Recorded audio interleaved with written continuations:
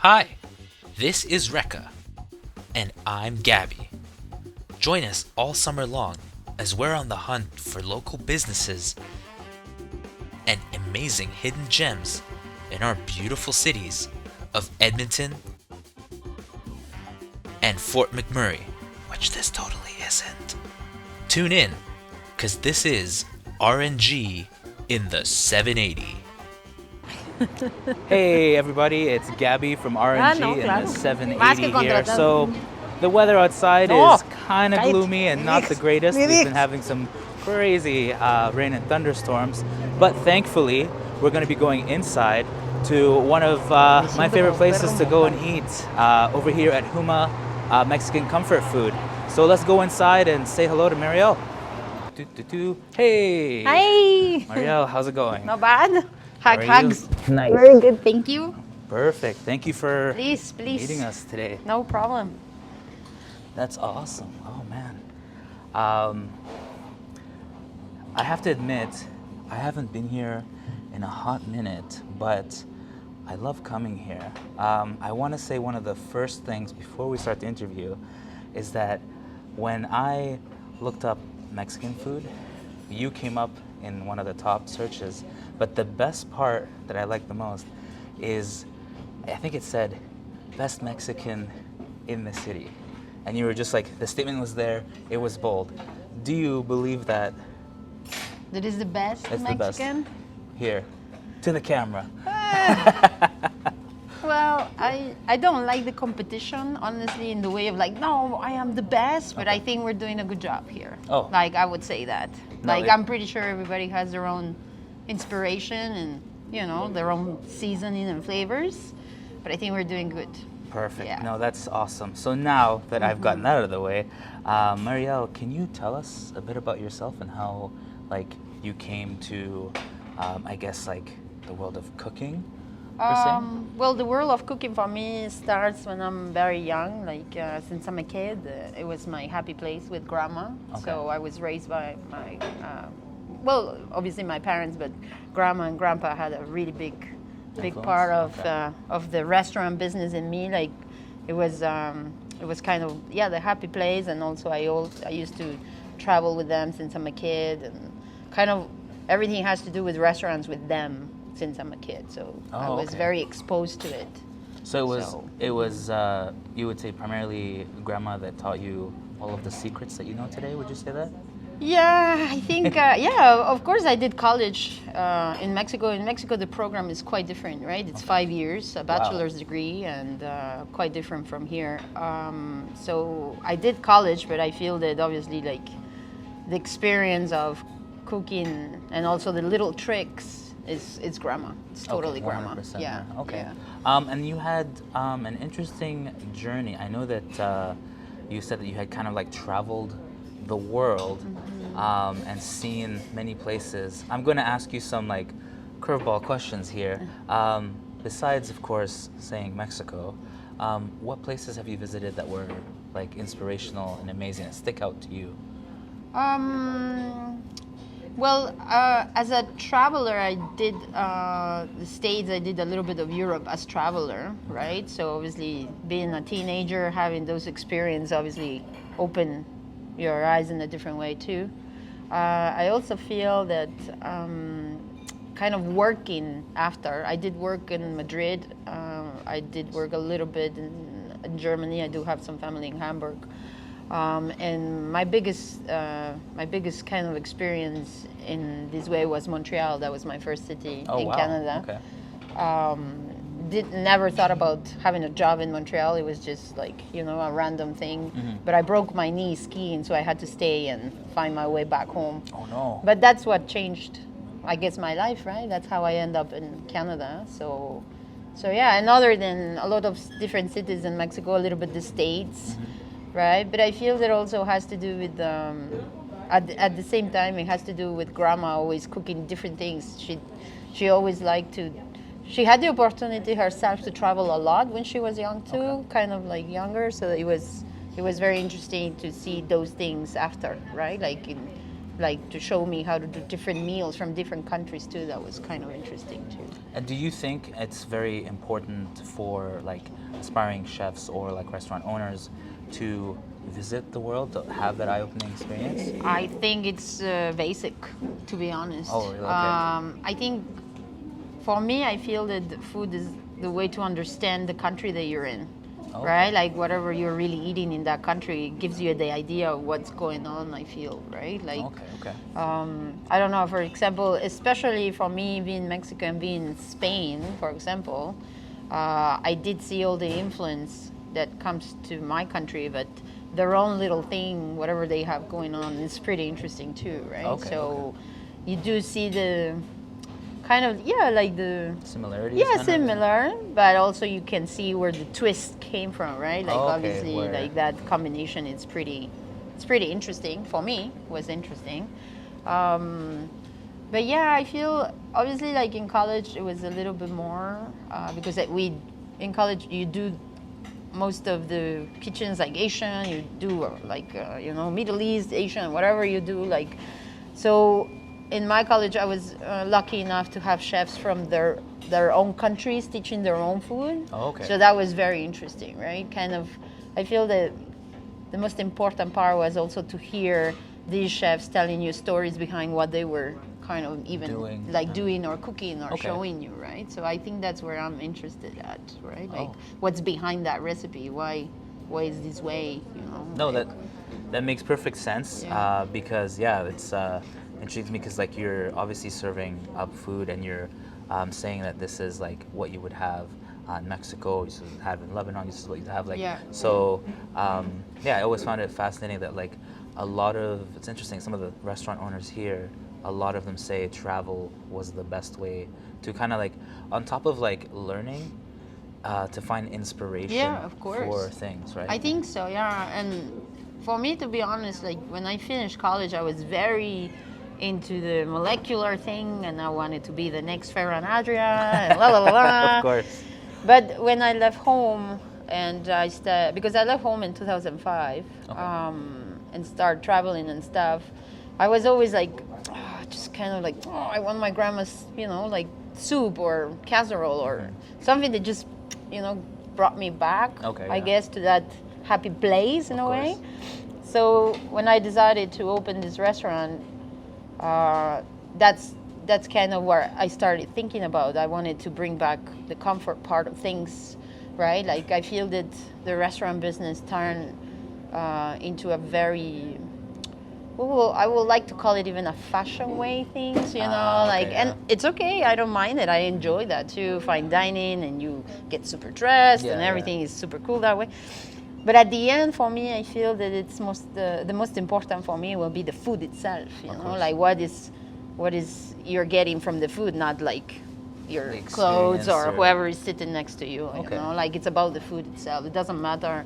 For me, it doesn't matter who you are or where you come from. It's just we're gonna share this food with you, and if I can make you feel that you're back at your grandma's house, I'm making a good job, I guess. No, so that's very interesting because I often think about like this famous scene from Ratatouille, of course, where the critic is sitting there trying to have the ratatouille. Yeah, and then he goes instantly remembers his childhood. Yeah. So it's a very bizarre. Like I agree with you. It's like on one hand you want the business side of it taken care of, but it shouldn't also come at the cost of the food and the love and like. I feel like if it begins to be the love and the passion isn't in the meal, and it's just mass produced out there, then it's a whole different experience than coming to a shop where it's like one of the most interesting things is as soon as we came here, you were here. Yeah. Which well, is I'm something. Here. Exactly. Which right? is something that, like, believe it or not, so many times I've seen places open up. The owners are there. You love them, the family, the energy, everything. And then one day, it's like they stop coming in. Yeah. And then you immediately notice that like some of that passion, that is love down. and stuff is down. And even it's weird, the food, despite them literally showing everyone how to do it, tastes different. Yeah, well, it's the energy. I feel like I'm 100% in there. Like my prep team, Uma is gonna be 7 years at the beginning of July. Nice. So my prep team is the original since day one. Oh wow. And these are not chefs; these are moms. Okay. And I created that way specifically because I wanted that energy. I wanted the comfort part of things, and I took a couple of moms. They just like to cook, Oh, and nice. I've been training them for 7 years. Obviously, they take over the prep right now. But I feel something that is very important, and especially with the actual situation that all the restaurants are having with no staff, and it's so hard right now to hire and all that, is actually to keep that staff happy too, right? Like for me, it's super important that my ladies in the morning, they're having, a good time, they're enjoying, because for me, the food is energy. It reflects that way. Right, so I'm not saying that the rest of the team is not important, but obviously, Of course, my prep team is that part, and myself, I'm always around with them, and I don't, obviously right now I'm prepping because I'm super short staff, but when I have all the staff, even if I'm not prepping, I'm always around. Yeah, of I'm course. always trying to, interact with them because that's part of it, right? And in a way, this restaurant. Like I'm totally alone in here. All my family is back home. Well, back home in Mexico. So obviously this is my new family, right? Okay, So also yeah. it becomes that way, and I feel that's reflected, right? Like obviously, like everybody here is important in that part of the job, right? Like So it's more kind of like the atmosphere is very much like you said it, family, more than like this is like my line chef or like my it's like no, Yeah. I know the individual. I love them, they love me, and Yeah. then that love and that connection comes out in the meal. I and the think food that it comes out. does definitely in this restaurant. I think it's important, right? Like like I said, I'm not saying who is more important, or for me the most important is the dishwasher. List them off Actually, right now, yeah. the No, dishwasher didn't show up. You're screwed for that. but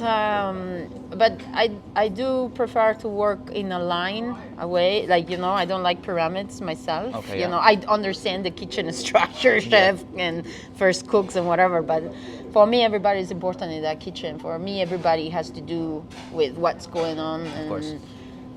it's important to have a good like a good team together. They work good because kitchens are hard. Yeah. They're hard jobs, so at least if you have fun, everything kind of smooth, And it works out and it better. works out. But yeah, I guess that's for me the important part. of No, that's things. that's perfect, and it's interesting that like going to different places that serve food from around the world. It's weird that I say like because I have that from the perspective of film. I know that when a project was done, the crew and the staff, everyone loved each other, and it shows in the film. Yeah. And when it was like, I'm your boss, do what you're told, it shows in the film. Yeah, of course. So when I come to go to eat certain places, if I walk in and like the energy isn't like this is family to do, and it feels like this is a business first, Yeah. then the thing, you feel that. Yeah. And sometimes I'm like, I don't know if I want to eat here or Right. be here because I'm like, I like to a degree, I want to sit down. Like you immediately when we got here, like the energy is like super warm. Yeah. Even on the phone calls, super warm. Like it's almost like I feel the energy and the love you have for this place before I even set foot here and came in here and interviewed you. Yeah. And it's amazing to hear that you're keeping that at the forefront, keeping that important. Yeah. When did you think you kind of developed the idea or the belief that like, if I'm going to have my own kind of restaurant, this is how it's going to be? Was there a place you worked at you were like, I don't like how this is done here, or like, I want to change it when I have my own place? Like, I don't. I guess the first idea for me having the restaurant in this country was in Canada. It was to eat what I wanted, Yeah, right? of Like course, that's the yeah. main thing, right? So I make sure that it's the right way for me, Okay. right? Like I'm. When you say in the beginning, like it's the best Mexican, Mexico has so many variation of food, especially like, for example, me coming from Puebla, Yeah. one of the biggest city for food in Mexico, right? So also I do have the general dishes that everybody relates, like enchilada, chilaquiles. Everybody has their own version, yeah. course. But there's a few things in the menu that I'm really specializing in my city, right? Okay. Things that I I want to have around. Okay. So I put it together that way. I think that's, like I said, I think the base of the comfort part from grandma, to really focus on the food itself, not like the chefy part, like how it looks. Already Mexican food is beautiful. They have so many colors, and it's perfect the way it is that way. So I don't want to mess up with more microgreens, with all the respect with everybody doing their own thing. But for me, I don't care about those things in my stew, you know what I mean? Like, I just want more, I guess, the soul of it, right? That's how I relate it. And I feel that it was in the back of my head to bring back grandma's, like, kind of that what she showed me that way, the sharing of the food. That's kind of what I have more in my head, like more the fact that you can really get somebody like to really forget about the crazy world that we're living right now and enjoy your soup, you know, just enjoy the soup and have a little bit of like, and just be here in the moment. Be in the moment and just go back to the crazy world, you know, like kind of that's what I wanted. That's why I also kind of mentioned a lot the comfort part of things. It's not just the food, I feel, is also the place itself, you know, like obviously 1,000 colors, yes, that's what I miss from Mexico, right? Like here everything is, half of the year is white and the other half is like brown. This gray, brown, right? Yeah, like I say all the time. Yeah. Even like the architecture, like me coming from like Lebanon and everything, like there's lots of colors in even all of the oldest buildings. And then here, I feel the theme is always like gray beige. Yeah. And no one wants to move away from gray beige. I don't know if it's like because it's better for the winter. I don't know. But like, I'm like, why don't you guys try some greens? Yeah. Why don't you get some blues? Like, yeah, exactly. Right? Like, mix it up. Like, I would have to say, like, even seeing the artwork here, like, I'd be remiss if I didn't talk about it. Like, this artwork's amazing. Yeah. Was this you, a friend, an artist? Like, well, obviously, I do have an art director, let's put it that way. Oh, nice. She's amazing. She's taking care of my social media. She's the artist behind the mural, like a couple of things here and there from her, obviously. But also I feel that it has to do also with the influence being Mexican, right? Like we're just missing colors and we're just missing that kind of energy. Right? And also the fact of like, for me, I just wanted that it looks like a big dining, you know, like kind of that way, and not like I said, it's not about the place itself, like to be like super fine dining. No, it's just to really have a good time, you know, and I feel that we're creating that for a lot of people, right? Like most of our clientele, obviously, we're between industrial zone and neighborhood. So we used to have really big lunches before COVID, obviously, right? With all the industrial. Little by little, I've seen them come back. But the big thing is dinners with the families, right? And 7 years, I have seen families grow up. You know, like I've seen the kids, even since they're in mama belly, you know, like I have seen so many families, they're clients here, and it's not just clients, they become friends now, right? So it's interesting to have that. I feel that I'm very you know, like fortunate to have that interaction and like to know that, like, because it's one of the biggest things, like I always say, in the arts, and I feel like also in the culinary arts, it's like you don't have, like you do in the corporate world, like you don't get a review where it's like, here's how you're performing, here's what you're doing.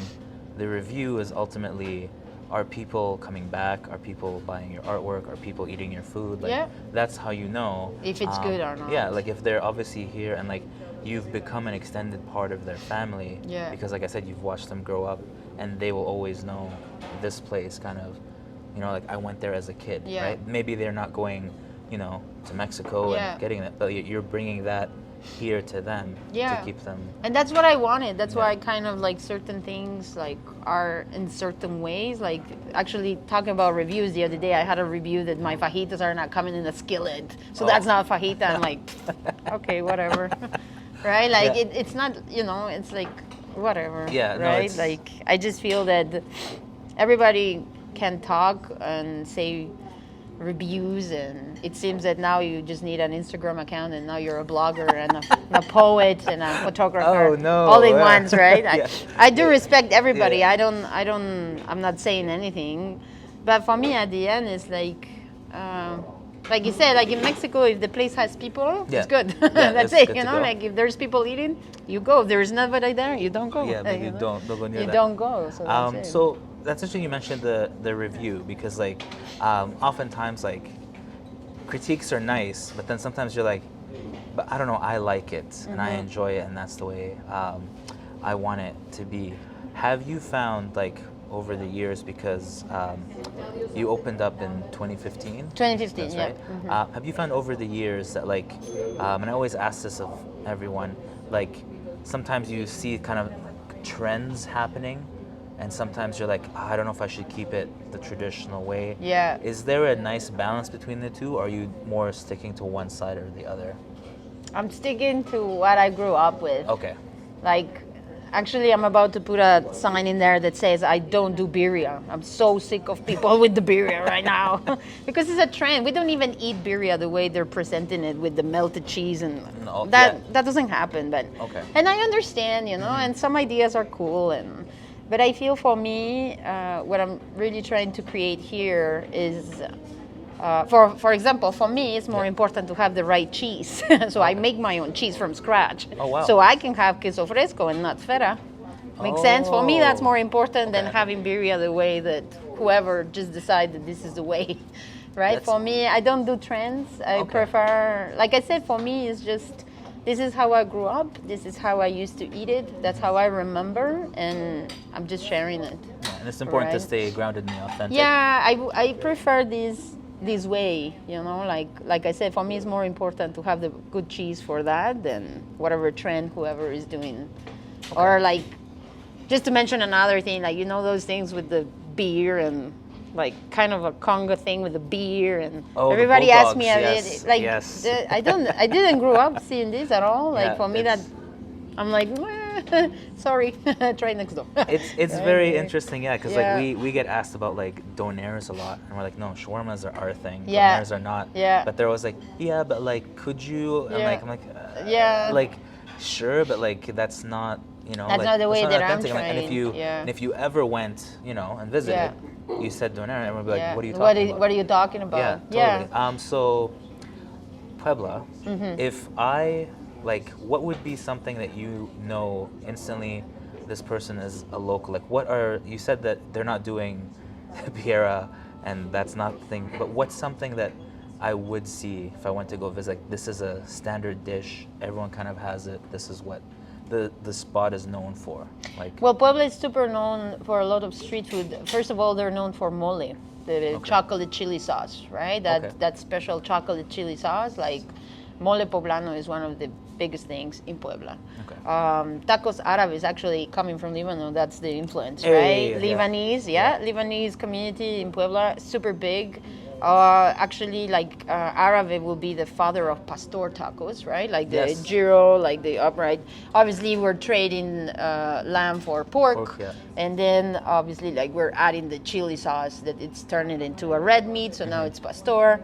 But I do believe that if you go for Puebla and you're just walking downtown, you will find Arabs everywhere. You will find chalupas. That's an appetizer that we have here. That's something that every time that I kind of smell them on the grill, like, I'm like, oh, my city. Like, it feels that I'm crossing, you know, one of the alleys or whatever, right? So there's a lot of things that I really try to bring. Before COVID, we had even bigger menu. My menu is huge. A lot of people tell me, oh, this is huge. Even before COVID, it was bigger, right? So I'm missing a lot of street food. We used to do also semitas. That's like a special sandwich we used to have, but no more bakers. So obviously, like, it's not happening right now. But yeah, definitely those items, I would say, right? Another item that is super popular, one of the big sellers that I have, is pastel azteca. It's like a layered lasagna, but instead of noodles, we use tortilla. But this is something that is coming from also my grandma trying to get rid of the chicken and the wings, you know, kind of things like this, right? So there's like a story behind it. And I just brought them together, and now it's one of the most popular items, right? Like, obviously, I have 13 flavors of tacos. But like I said, like, we're doing this from scratch. How I really remember how it was done. We are having the gyro machine going every day, right? Because a lot of people is honestly, you don't have that gyro machine. It's not pastor. Sorry, it's adobada. Different stuff, right? Different method of cooking, different flavor. So I think I was trying to focus more on how to do it in a correct way Of than course. create a new thing or a trend or whatever, right? No. So I'm keeping it simple, but I'm keeping it how I remember, right? So as much as I can bring that authenticity from the streets of my city, especially coming from Puebla with the items that I'm bringing, I feel that's what is doing the difference with the rest of the restaurants. And with all the respect to all the restaurants, Yeah. right? Like, but everybody comes from somewhere else, and that's very good too. The city is growing so fast that we need more. Of course, yeah. Why not, right? And, yeah, So- it's like it's interesting that you said like the collaboration with like the bakers, you know, and then you have to make your own cheese and like Yeah. all these little things that like go into the food. So the care is always there. So if Yeah. I never had Mexican food in my life, I walk in the doors, what would you recommend to me? Like what would you recommend to me, and then what would you say are the things you'd love to have me try? Well, obviously, like everybody will think about tacos, right? Yes. Like the first thing, right? So I would definitely go for like the pastor. That's one of, I think, our signatures here. Okay. But also we're very famous with the fish for some reason, The because fish, I'm yeah. not doing estilo like Baja style, like the kind of tempura like batter. Yeah. I'm breading like.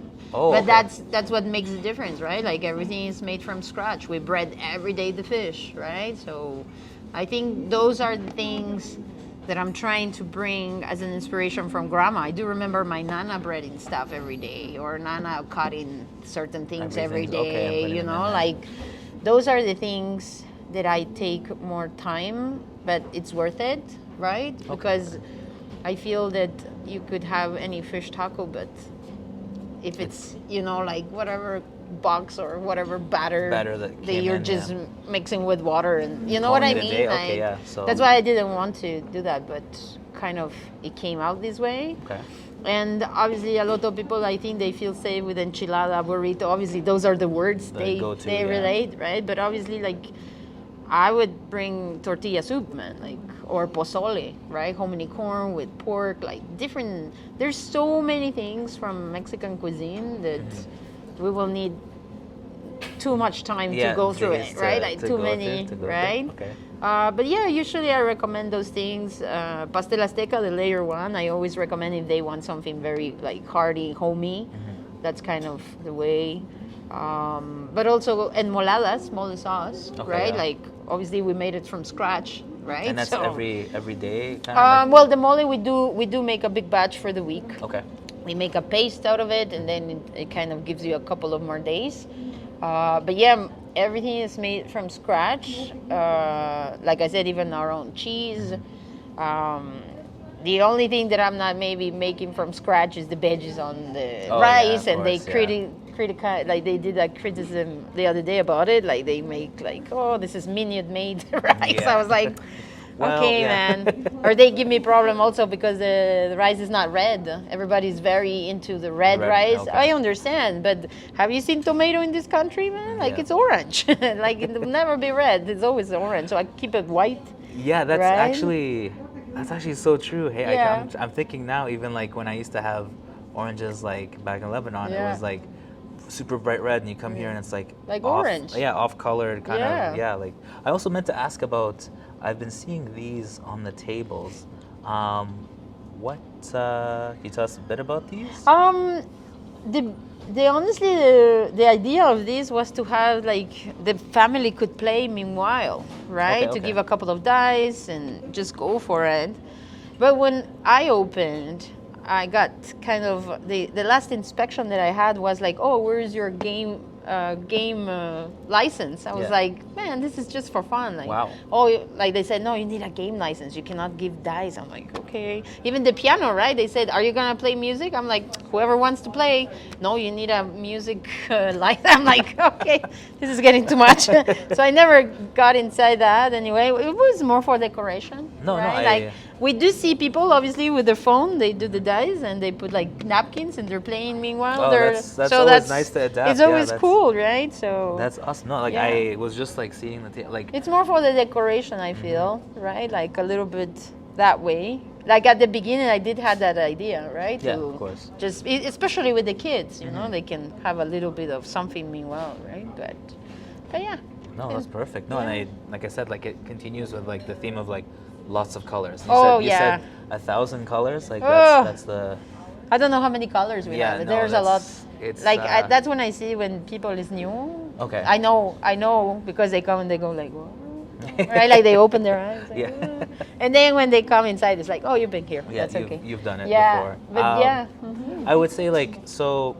How many like, and this is the one thing that always goes missed is that sometimes folks think that like you appear here and the food appears here, but obviously there's lots of prep that goes into getting the day started. Yeah. How soon, like, how many hours of prep are you doing before you open up shop? Ooh. Well, my prepper starts at 6 a.m. 6 a.m. Yeah, my first prepper start at 6.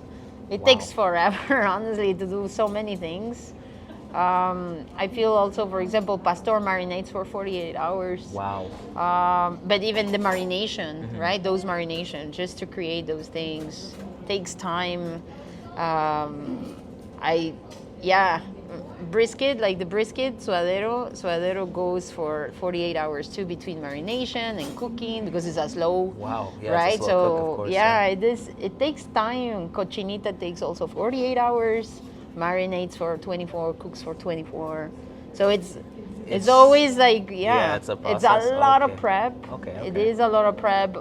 Guacamole in pico, it's made every day. Ceviche, aguachile are made every day. I prefer to run out than have it carried over. over. Those are the things that I don't like from one day to the other, Yes, right? of course, no. And it's hard to control it, especially with the lack of product sometimes, right? And avocados don't come ripe, right? yeah, You need that's to ripe them 100%. yourself, and it's a very hard thing to do because they come, you ripe them, and next day they're black. No matter what you do, somehow it doesn't work. So it's a challenge, like Okay. especially with fresh product, and also like you do have all these chilies, dry chilies. They're expensive in here, right? Okay, Obviously, yeah. in my country they're not. They're- Here yeah, like- they are, right? And like I said, all the marinations are made from scratch, so. It No, does that- take time. It does take like a cost. Obviously, the food cost in this restaurant it will be a little bit higher than others, I guess. And also labor. It's a lot of labor. Yeah, that's no, for sure. it's- Yeah, 3 ladies here in the morning. At least it's like 5-6 hours of prep, right? No, and So- I can notice it from even like the staff that was running around here, and then everyone's always going. Yeah. And they're taking orders, and they're taking. And you also have like I saw a handful of cooks back there. In preps Yeah, and well, right everything, now so we're it's very short. Okay. Like the production that I do, I need at least 7 line cooks. I have 2 right now. like, now hiring. Now but- now hiring, Yeah, yes. Of course. Of course, and yeah, we also work for a brewery, also giving some meat, some chips. So also we have a little bit of things on the side.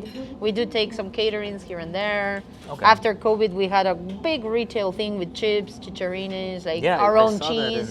in The the cheese corner. itself, like it sells, you know, like the salsas. People come and buy salsas, and so yeah, it also gives you a little bit of a retail side. That's okay. That's good. But also it's prep. It's Yes, a lot of of prep, course. right? Keep on going. And 100%, yeah. Yeah, it's hard to control it, right? So, but No, totally. yeah, no, it's I would happening. be like remiss because you mentioned spices, herbs, and how it's so easy to get there. Like, so for some folks, one of the biggest things that like in Lebanese cuisine is this dish called za'atar, and literally as a kid, you could walk down the nearest like side of like a bush or whatever and pluck it, Yeah. and you'd put it on your food, and it cost you nothing. Nothing. And you come here, and it's like easy $5 Well, yeah. to get the same thing. So my question to you is because sometimes when I go Lebanese places, I'm like, the hummus has to be a certain way, Yeah. otherwise I know it's old. Za'atar has to be there, otherwise I know it's old. If you were to walk into not your own place or advise everyone else, how, like, what are some things you're like, be careful of like this, like maybe the guacamole is old if it's like this, or like, what are some things like that you're like, I don't like that and that shouldn't be, Well, the first thing that I wouldn't like is to see, for example, mozzarella or cheddar cheese. Okay. We don't have that. We do have it, but not for the toppings. Makes sense, Okay, like things gotcha. like that.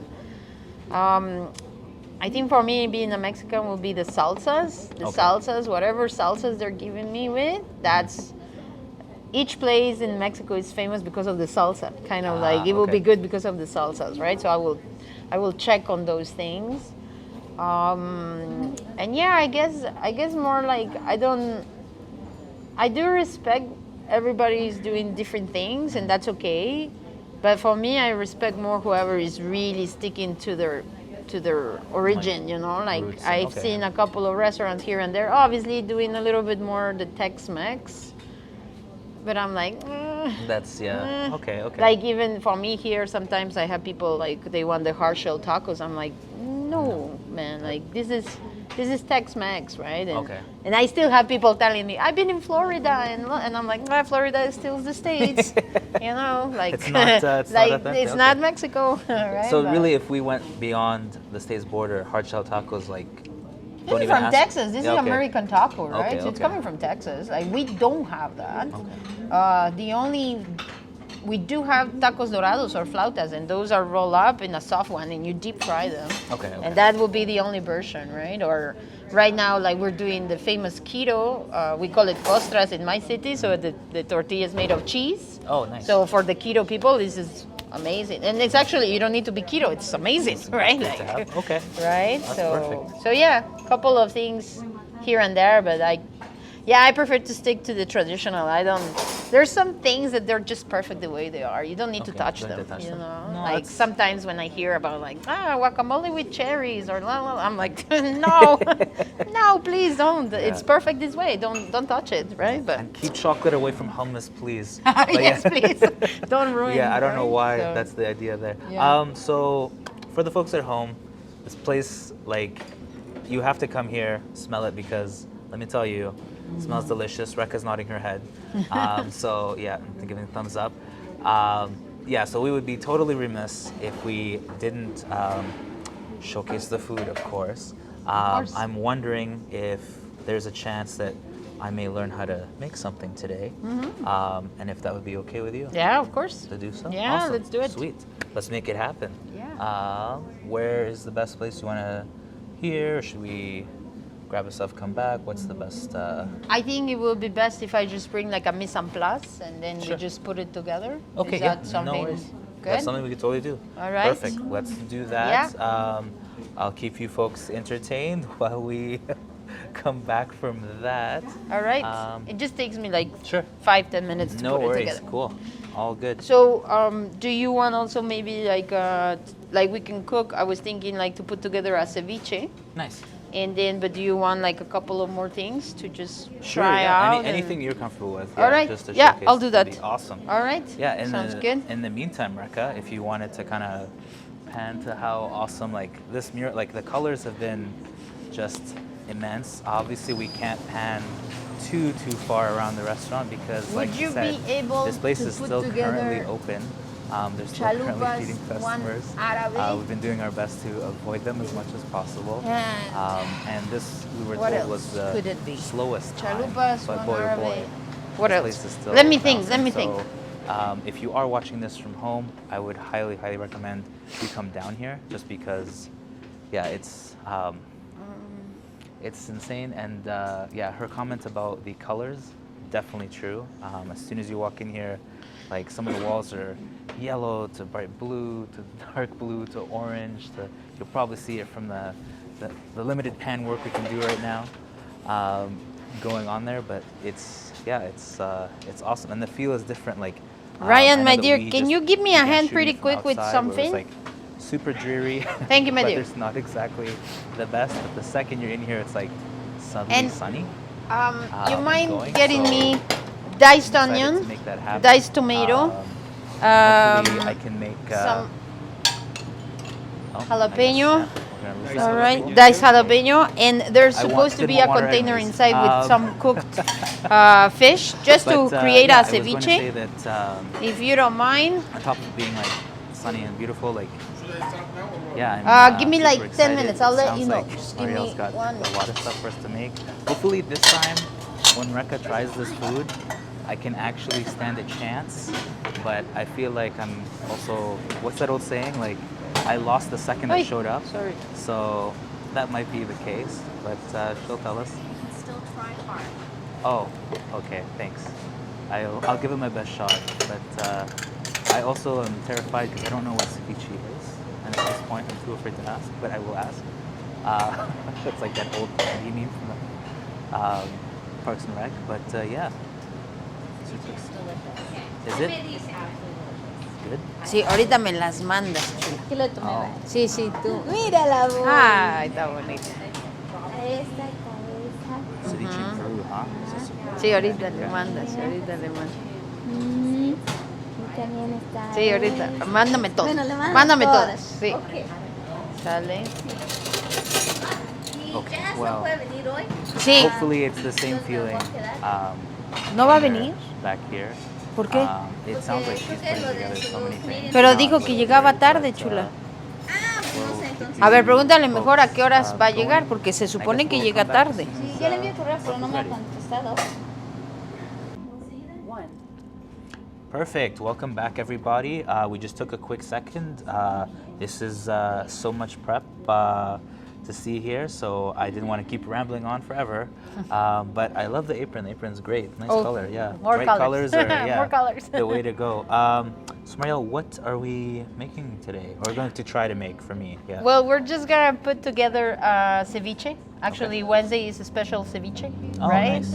So basically, ceviche is kind of technique. Like the fish is gonna get cooked overnight with lime juice. Okay. So it's not really cooked with any fire, right? It's just Oh, the acid of the lime acid just cooks it? Yeah. Oh, that's interesting. So Okay. it cooks it in a different way. It's a different texture, but Okay. it's one of the things that, well, I really enjoy, especially in summer. Oh, okay. Like that's kind of the thing.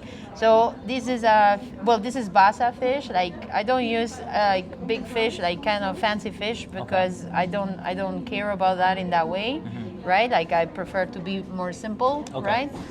So this is already kind of been overnight in lime juice. Okay. And then we just put together the ceviche, right? So Awesome. basically, it's the most simple thing in the world. So I can't mess it up too hard. Yes, yeah. you wanna Yeah. then put it together for me. Oh, okay. So then you just have like diced onion, right? You can put that in there. Sure. You can put the whole amount. Like you need Oh. to think like this is your fish, right? Okay. So I would say I would go. I Okay, would go.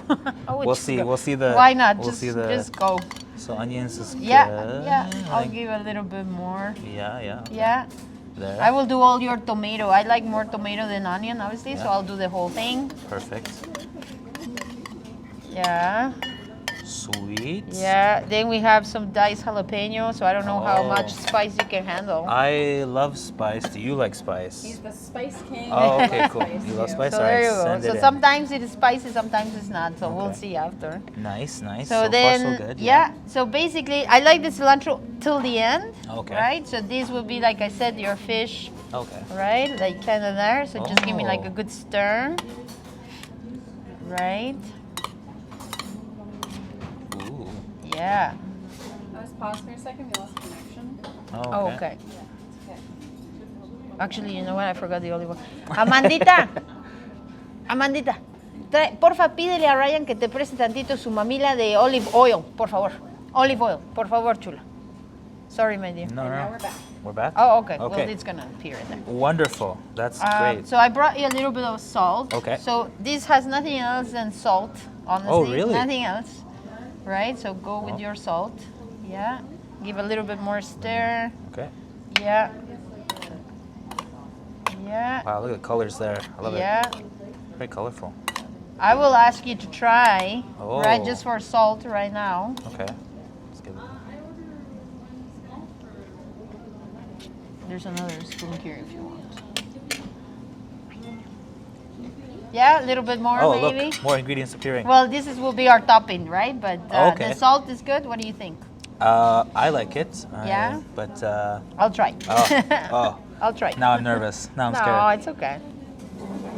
I'll put a little bit more. More salt? Okay. Myself. You got it. Just because you have a lot of tart from the lime, right? It's spicy. It's nice. That's good. Oh, that's good. All right. So still like stir. Mhm. And then basically this is what we do every day, right? We have our batch of ceviche. So then we're just gonna transfer it in here, right? And the only thing that we do to finish it is cilantro. This is where you can skip cilantro because a lot of people they hate cilantro. Which is weird. Yeah, well, I feel that it has to do with quantity, Oh, right? But I do like cilantro, okay. right? And we top with some avocado, right? And then we're just drizzle a little bit of olive oil, and basically you just have a little bit of. So We're a little bit. We're gonna pretend that was all me. Yeah, a little bit of olive oil, Oh wow. and that's it. So basically, Yeah, Rekha, I don't know if you wanna yeah. get in here with the. I'd like to take a photo of it. Okay, yeah, we'll take a. I'm glad you helped for the avocado. I think I would have messed that up terribly. But that's... Oh, it's just a couple of Yeah. slices. And then, Beautiful. yeah. Obviously, That's- like this comes with chips. I can bring some, no problem. Awesome. But this is something that is very typical, especially in the coast, right? Coast And of it's- Mexico, ceviche. Typically eaten with the chips. Yeah, spoon. or a spoon, or Oh, we don't have rules perfect. to eat here. You do whatever you I'm want. gonna pop in. Yes, Oh, of course. okay. I'm gonna Well- help Yeah. myself. Yeah, yes. that's Would you fine. like some chips? Do you want me to? No, I'm gonna try it just as it is Just right like now. that? And, Okay. Yeah. just ruin this avocado. And ruin it, yeah, and that's Oh good. my gosh, yes. Yes. Yes. Hooray! Finally a success. That is so good.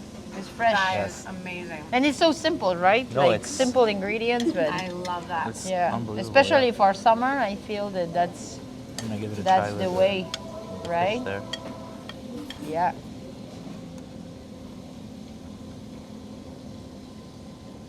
Right? Yeah. That's good. That's so good. I ordered a couple of things for you guys to try. Oh, So wow. yeah. I'll bring you some chips if you don't mind. No, that's- Is that all right? No, please, Perfect. yeah, of Because course. also we made our own chips. Oh, So there in you go. house. That's great. Do you want to just? I just needed like a nice big piece of fish. Yeah. Ready? That's cool. That's Can it, I okay, have yeah. them? I'll stick it in there. Yeah. And then two. Do you want? Yeah. And then two Arabs. Yes. Behind the camera. Or? You should. We can. We'll trade places for the food case test, for sure. This is. I can't believe it's like for simple like. I don't want to say simple ingredient. I wonder if we missed this. This looks like lime juice. Before I poison it. He's from Lebanon, so he can have it, right? Because of the pork. Yeah, Sorry, maybe, folks, I we're don't just know. having Well, technical you issues here, so hopefully it finish picks them, up. it's okay. But I just noticed that there is one more Here? ingredient we Yeah. didn't touch. Thank you, And my dear. From my culinary expertise, I'd say that's probably the. She said lime juice. Yeah, Yeah, but he Rekha? said pastor is good, so maybe Yeah, I don't know. that's I'll what it ask. smells like. But I won't poison it yet There because you go. Beautiful. yeah, I don't You're know the if best. it should have it or not. But yeah, it sounds like they're cooking up a storm back there. So. Give me 1 sec. Are Oh, you wow. okay with everything, or you're not pork? I can't do pork. Okay, that's why I so was then trading you her. can't have this. You can't Ah, have this cool. because it has lard. Sorry. Wonderful. So, but for you, yes. I'm sorry. Yes, no worries. All good. All right. I was just going to ask you. Yeah. Does this go on? Oh, I just brought it in case we needed more lime Oh, juice. okay, But perfect. if it's the acidity, it's good. It's good. Perfect. Cool. So then, do you want? Because I asked for an Arabic, but then you can't do pork, No. but you can, right? Yeah. So she'll do all the eating. We usually trade here. All That's right. how the deal So goes. would you like then like one Arabic, like a Um, taco, just to show off that? Sure, yeah, Or- if that's okay, yeah. Is that all right? Anything, yeah, at your Or comfort. do you want me to bring maybe a fish for you, Oh, like a a fish would be- fish? yeah, should be Okay, awesome. we'll do that. Perfect. Sorry, 1 sec. No worries. All right, Rekha, get in here. This is. Would you be able to get me one fish, one pork? Just one. Is that all right? Thank you. One fish, one pork. Like just one taco of each. One fish, one pork. This is, hello. Pastor. Thank you. This is the trade-off. My name is Rekha. I'm the R in RNG in the 780. If You're you good already know. for that, my And dear? I'm the designated foodie. You have time, or I ask Ryan? Just because I'm filming, it's live. That's why. Is that all right? Here we go. Okay. Always ready to eat, truly. Oh my gosh. All right. So that's coming. Oh my gosh.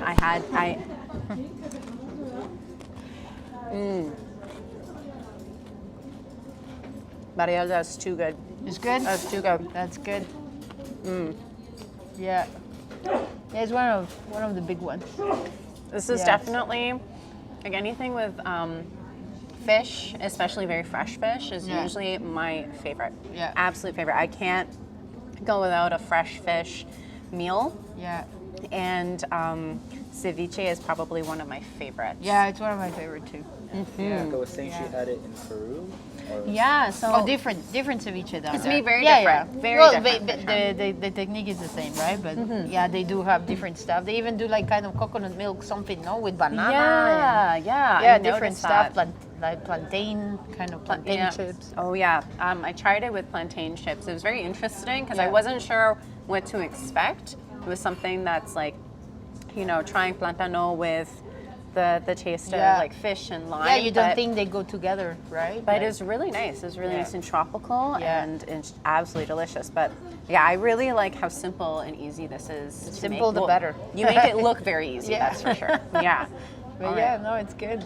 Should And we? the chips are made here. Everything, yeah. Like I don't Super make my good. own tortilla because I need an army behind, but at least we do our chips our own way. Yeah. Give us Oh, that so ASMR good. for the chips. Oh yeah. Here. Slow down. Okay.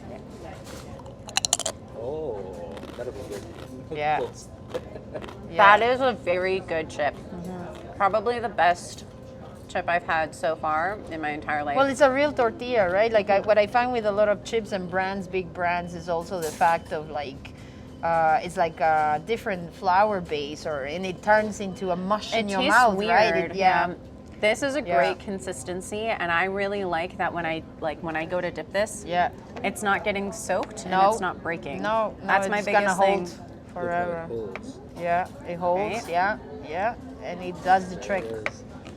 Yeah, actually, a new thing after COVID that we did, because a lot of people asking us, is nachos, right? So nachos is actually not a part of Mexican cuisine, but what I did, it was like my version of nachos. Like if I would do nachos for me, how I would do them, right? So now it's a big seller too, right? So we're using our own chips, and I'm using like a spicy salsa for it. So I melt the cheese. It's quite different. Like this is how I will put it together for my, my gang having a good time Yeah. with me or whatever, right? Because those are the things that a lot of people think is like, oh, Mexican food, nachos. I'm like, no.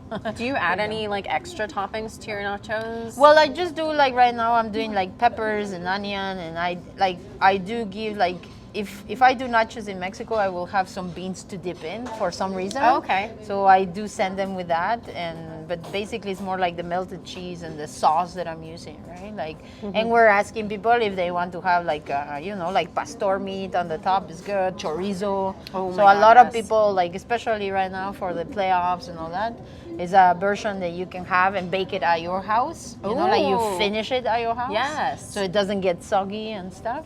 I think Or that's if the you're best. gonna pick it in here, you can have it at the restaurant or just have it, right? So Oh, that's awesome. Yeah. I'm notorious for bringing home leftovers. In my friend group, I'm the queen of leftovers. Yeah. If I will like save the perfect ratio of foods so that when I go home, I can have it a second time. Yeah. Because my biggest fear, I don't know what it is, Yeah. but I'm always scared that I'm not going to be able to eat it again. Right. So I have to pack it up. pack it and up. like, I had this really bad thing where I would Yeah. hide food. Yes. And my mom would be like, we have a refrigerator, right? You can put it in there. I'm like, no, it's mine. Yeah. So it's just a whole thing, like being able to bring something Yeah, like nachos yeah, home yeah. and have them perfect, would perfect, be yeah. awesome. yeah. Right. And we brought some chalupas. We were talking about this. So this is a street food from Mexico. So basically, it's like we just put like some lard, and we just do the mini tortilla. You have red sauce, green sauce, and it's suadero on the top. That's a brisket. Oh, But beautiful. basically, this is what you will find in the streets of Mexico. Like in the streets of my city. Sorry, Puebla. Like this is kind of specific from my city. But So then what is in the green sauce here? green sauce is a tomatillo-based sauce, right? And the red that we do is a morita with a roasted tomato. So, and basically, obviously, this is a fancy way of doing it. Like when you're in Puebla, you just have like a little plate, and they're like stacked like pancakes. So you go one by one, right? Obviously, more greasy than that, right?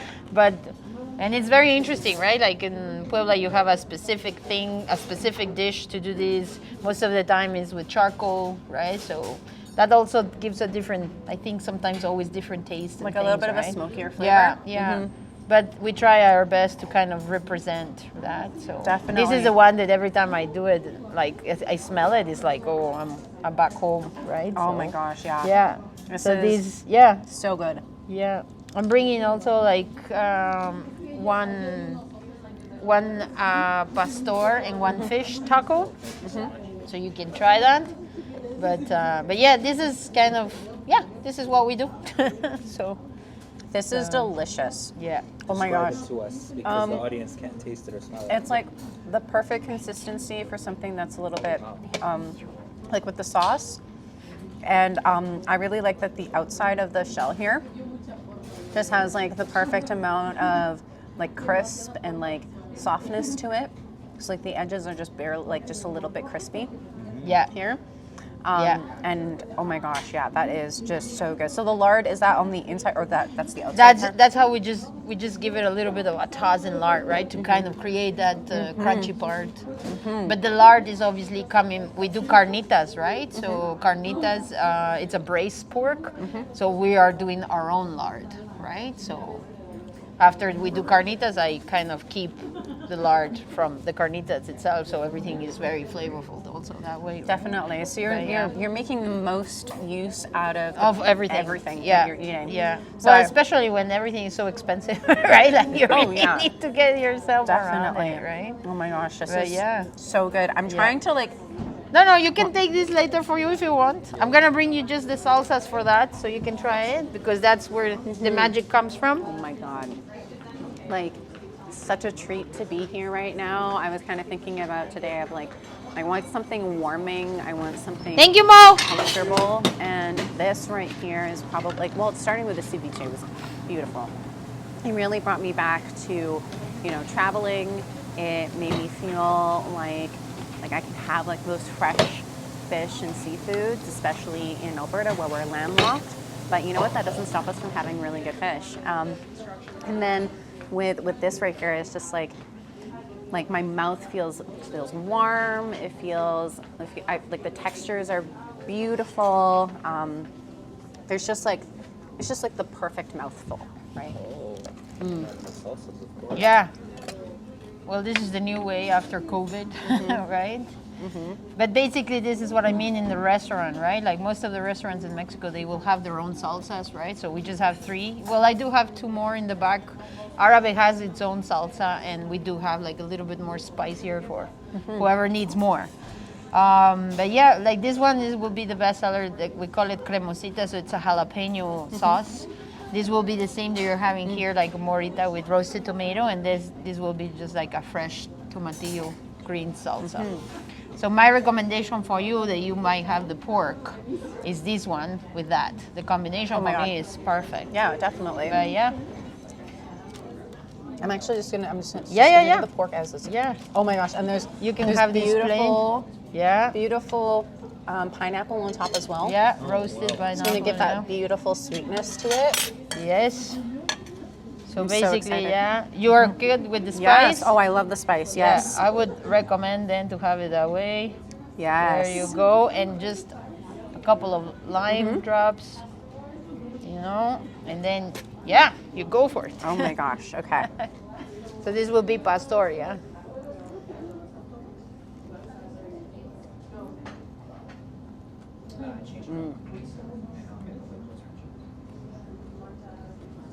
Napkin.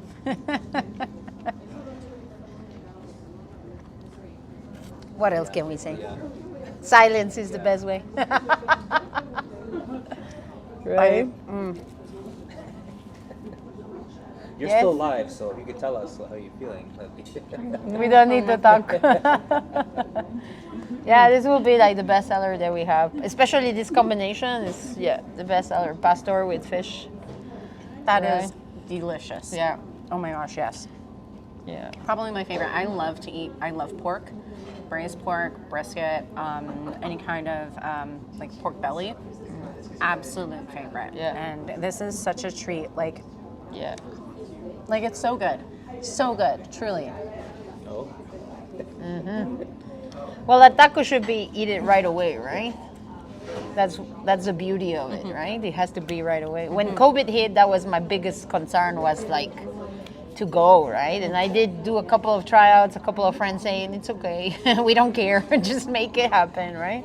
Obviously, the best way is like right away, right? Instead of waiting, or because for more than we try, tortilla gets soggy, you know, like obviously absorbs the juices and stuff, right? So, but still, I think it's good. Definitely. Yeah. Oh my gosh, yes. Yeah. Like, I can definitely see why with like the flavors and just like how that sauce just brings everything together too. I can see why people would be like, I just want to just like give it to me, please. Yeah, just you give know? it to me. Yeah. I mean, honestly, I would probably even just be like, yeah, put it in to go, and I'm gonna sit in my car and eat it, yeah. so I can eat it right away, Right right? away. That way Yeah. you really appreciate. That's what we saw like with COVID, right? Like a lot of people in the parking lot, right, having their to Really? go right away. Yeah. Oh yeah. Yeah. We also offer like an assemble, right? But a lot of people, they don't want to put together things, right? They just want to eat. But obviously, like this is supposed to be like, even in Mexico, most of the taco stands you are standing up, right? Like you have your tacos like this, even your pop hanging from here, like kicking the dog, like all these things. So obviously, like that's how it is, right? Like the taco guy is just doing like your taco and give it to you right away. You have it right away, You don't wait, right? There are certain things that also in the restaurant we need to tell people. For example, I have an appetizer like queso fundido. It's a melted cheese. And I always tell my servers, tell them to have it right away, because it needs to be right away. It's melted right now. But if you're talking for 15 minutes, that's going to get hard, and I cannot bring it back. Yeah. Right? So there's a couple of things that we try also to, not to tell you how to eat, but just to inform it would be best the experience this way than waiting and getting hard and all these things, right? Oh my god, yeah. It's good. Too good. Good. Yeah. The pineapple is like the perfect amount of sweetness to Yeah, it. to kind of the whole combination. Yeah. Yeah. Yeah, That is it just lovely. Yeah. Oh my god. Yeah. Are you gonna try the fish? We should do that. Yeah. Okay. You're allowed. You're allowed. Sorry. You're This is allowed. who I have to get permission from. Oh, there you go. Permission Every given. time, yeah, yeah. Put that thing on sticks and Yes, eat ma'am. eat that taco because it Yeah. is delicious. Yeah. There you go. Yeah.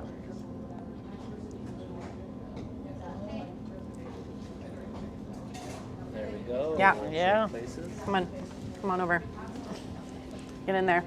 But also, Bye. Do you is coming with me. just give me the mic? That would be- oh yeah, you can have the mic. Oh yeah. Yeah, but not the ceviche. When I forget. This is quickly derailing. Fast and swiftly. Okay. Ooh. This looks awesome. Okay, so then, which salsa can go on this one?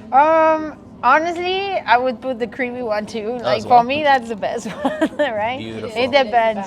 I mean, both of these are good. I like the green. The green one I like with carnitas. Okay, okay. The red I do like it with more like the chorizo, the veggie, right?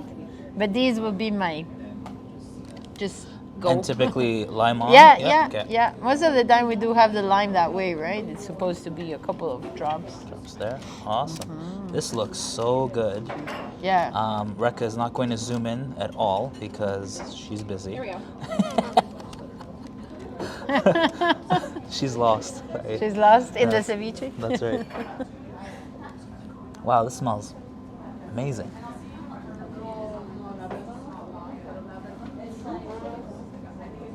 Oh wow. So good. Yeah, that is delicious. If we haven't made you think of coming here, let me tell you, you should come here.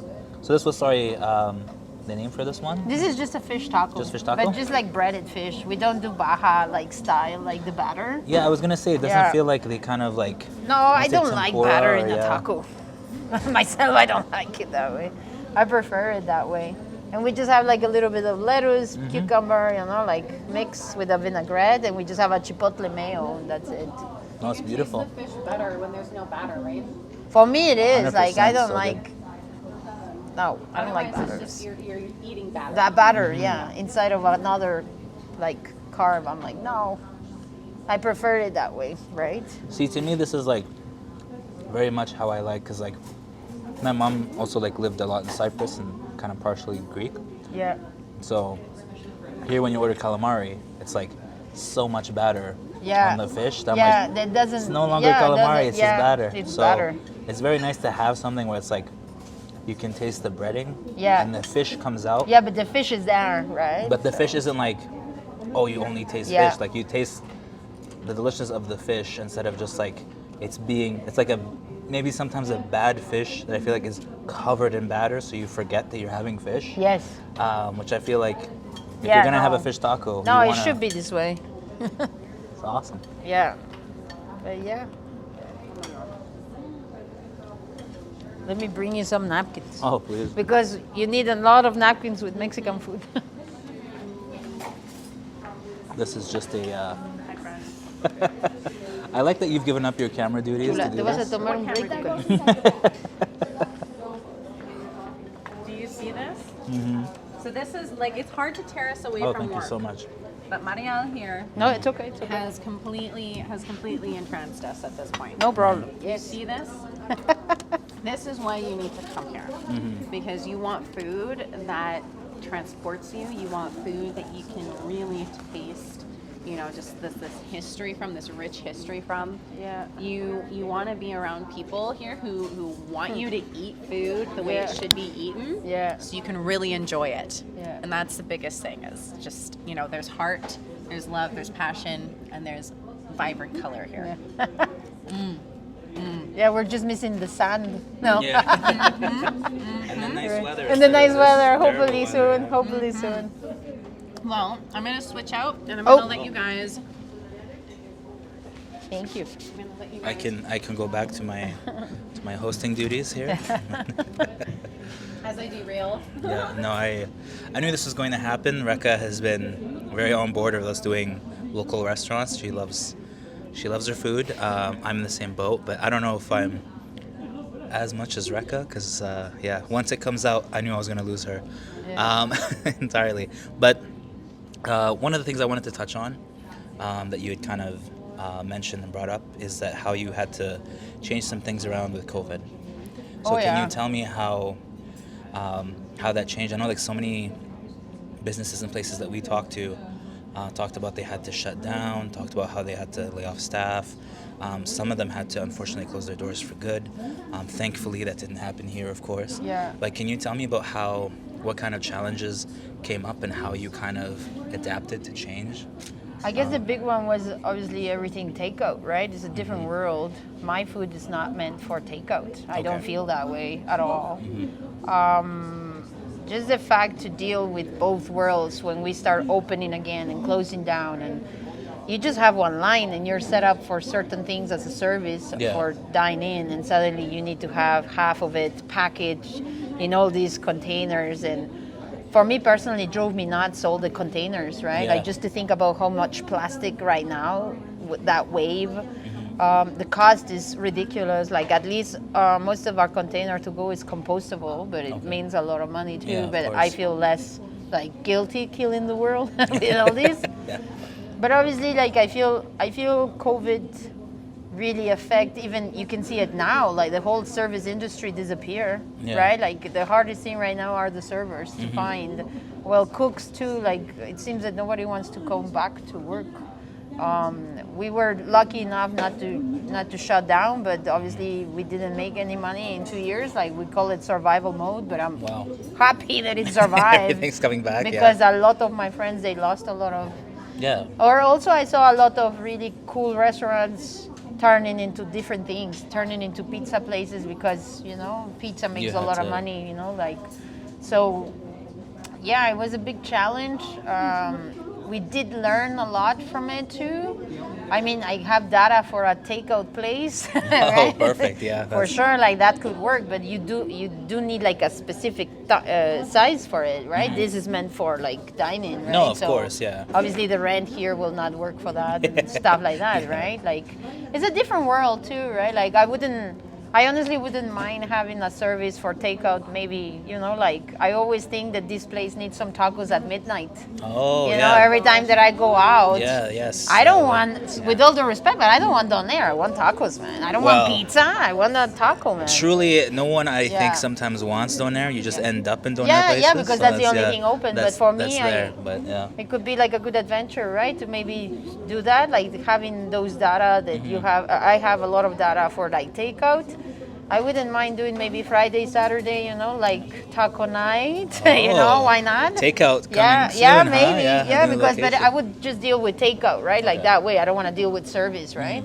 But I feel this city needs a little bit of that. Every time that if they're gonna start opening clubs and stuff again, Yeah, they should every open up. time that I go out, I always want, like, obviously I save myself some tacos back home. Yeah, of course. Right? But Duh, sometimes it's like, oh, I wish, like Yeah. we're partying. I wish I could have some tacos. Like for me, that's the best way to end the night, right? But Okay. so, like I said, that's the inspiration, right? What I need to party. I need the tacos for party. I'll do it. So then I have to ask this question because I feel like the answer might be a yes or might not be anything. Have you ever gone out and just come back here and said, Oh, screw it, I'm going to so open the many doors? times. And I bring my gang. That's Yeah, the yeah. worst part, right? Like kind of like if I party with my friends sometimes. Actually, some of the beauty of this location is Union Hall is across Yes, I the was gonna street. So say. obviously concerts. The piano has so many signatures from different bands. That's Yeah. what we're missing too, right? So Okay. that's when I get my gang back. Most of the Ah. time, we get invited for concert. We party with them, and then it's like, oh, okay, let's go back, and I cook a couple of things for them. But yeah, I have done that so Oh, many times. perfect. No, that's awesome. So that makes me think it would be like a good thing. I honestly think we've been kind of in talks with like a sushi chef, and he was talking about omakase and then how it's invite only and he will cater to certain hours. So I think, but what do I know? But I think if you had like a after hours like experience here or Yeah. something, I think it would, I especially with think, the food yeah. that you're serving here. Yeah. There's no way they wouldn't. No, and show that's up, kind of like I always wanted that. Like actually before COVID, I was looking at location in front of the Garneau. Oh yeah. There's actually a doner Oh, place right now. yes, of I was course. about to take it to have that, just like taco, like Oh, just- like a night, okay. like just the night, right? Okay. But obviously COVID hit and everything got Yeah, ruined. changes But, had to happen. Yeah. yeah, no, but of in a course. way, I wouldn't like as long as I have enough staff, I wouldn't mind giving it a try. Okay. Especially because for me, like I said sometimes, right? Like after 10 p.m., you have nowhere to go other than pizza place or donair. Yeah. Right? No, So 100%. At least Friday and Saturday, if you can have a couple of tacos at 1:30 in the morning, why not? Like. Look, and I also don't want to suggest this, but I've heard that Gabby is a great name for a restaurant. There so you go. maybe, yeah. There you go. So it will work. It will work. So one of the things I wanted to ask is Yeah. you said that you have to eat, tacos have to be made to be eaten right away. Yeah. And I know that only because I've ordered many times. Skip and every other organization, maybe won't name them, so Yeah. TELUS doesn't sue us. It's typically about a 45 to 50 minute wait. Did you have to, from the data that you kind of gathered, did you have to adapt how you send out the tacos so they don't become soggy? Because 50 minutes Yeah. is a long time from when they leave here Yeah. fresh to get to the destination. Well, obviously, I will not be able to say who we're talking to. We're Yes. talking to a local one, more like they just have a kind of ratio around us. Okay. So we actually don't deliver through these guys Oh. everywhere because that's what I didn't exactly want to the have. distance, yeah. Right? And obviously, we do offer the unassembled. Okay. Kind of we will send your protein, your toppings, your tortilla. But that's the thing, a lot of people, they want it already, right? They don't want to put it together. Of course. We do have it as an option because I know that it won't travel good. I do have clients coming from 1 hour away and they do that, right? They ask for things unassembled. Oh, and then Right? they'll So, do it, and okay. they will put it together back home. But yeah, I feel the whole thing about this is the experience itself too. Yes. As soon like you say, the colors, the music, or even me, like you can hear me, like it's an open kitchen, you can yeah. hear me screaming back there, like No, So obviously, like it's the big thing, and that's also what I like, right? I like the people can see who is making their food.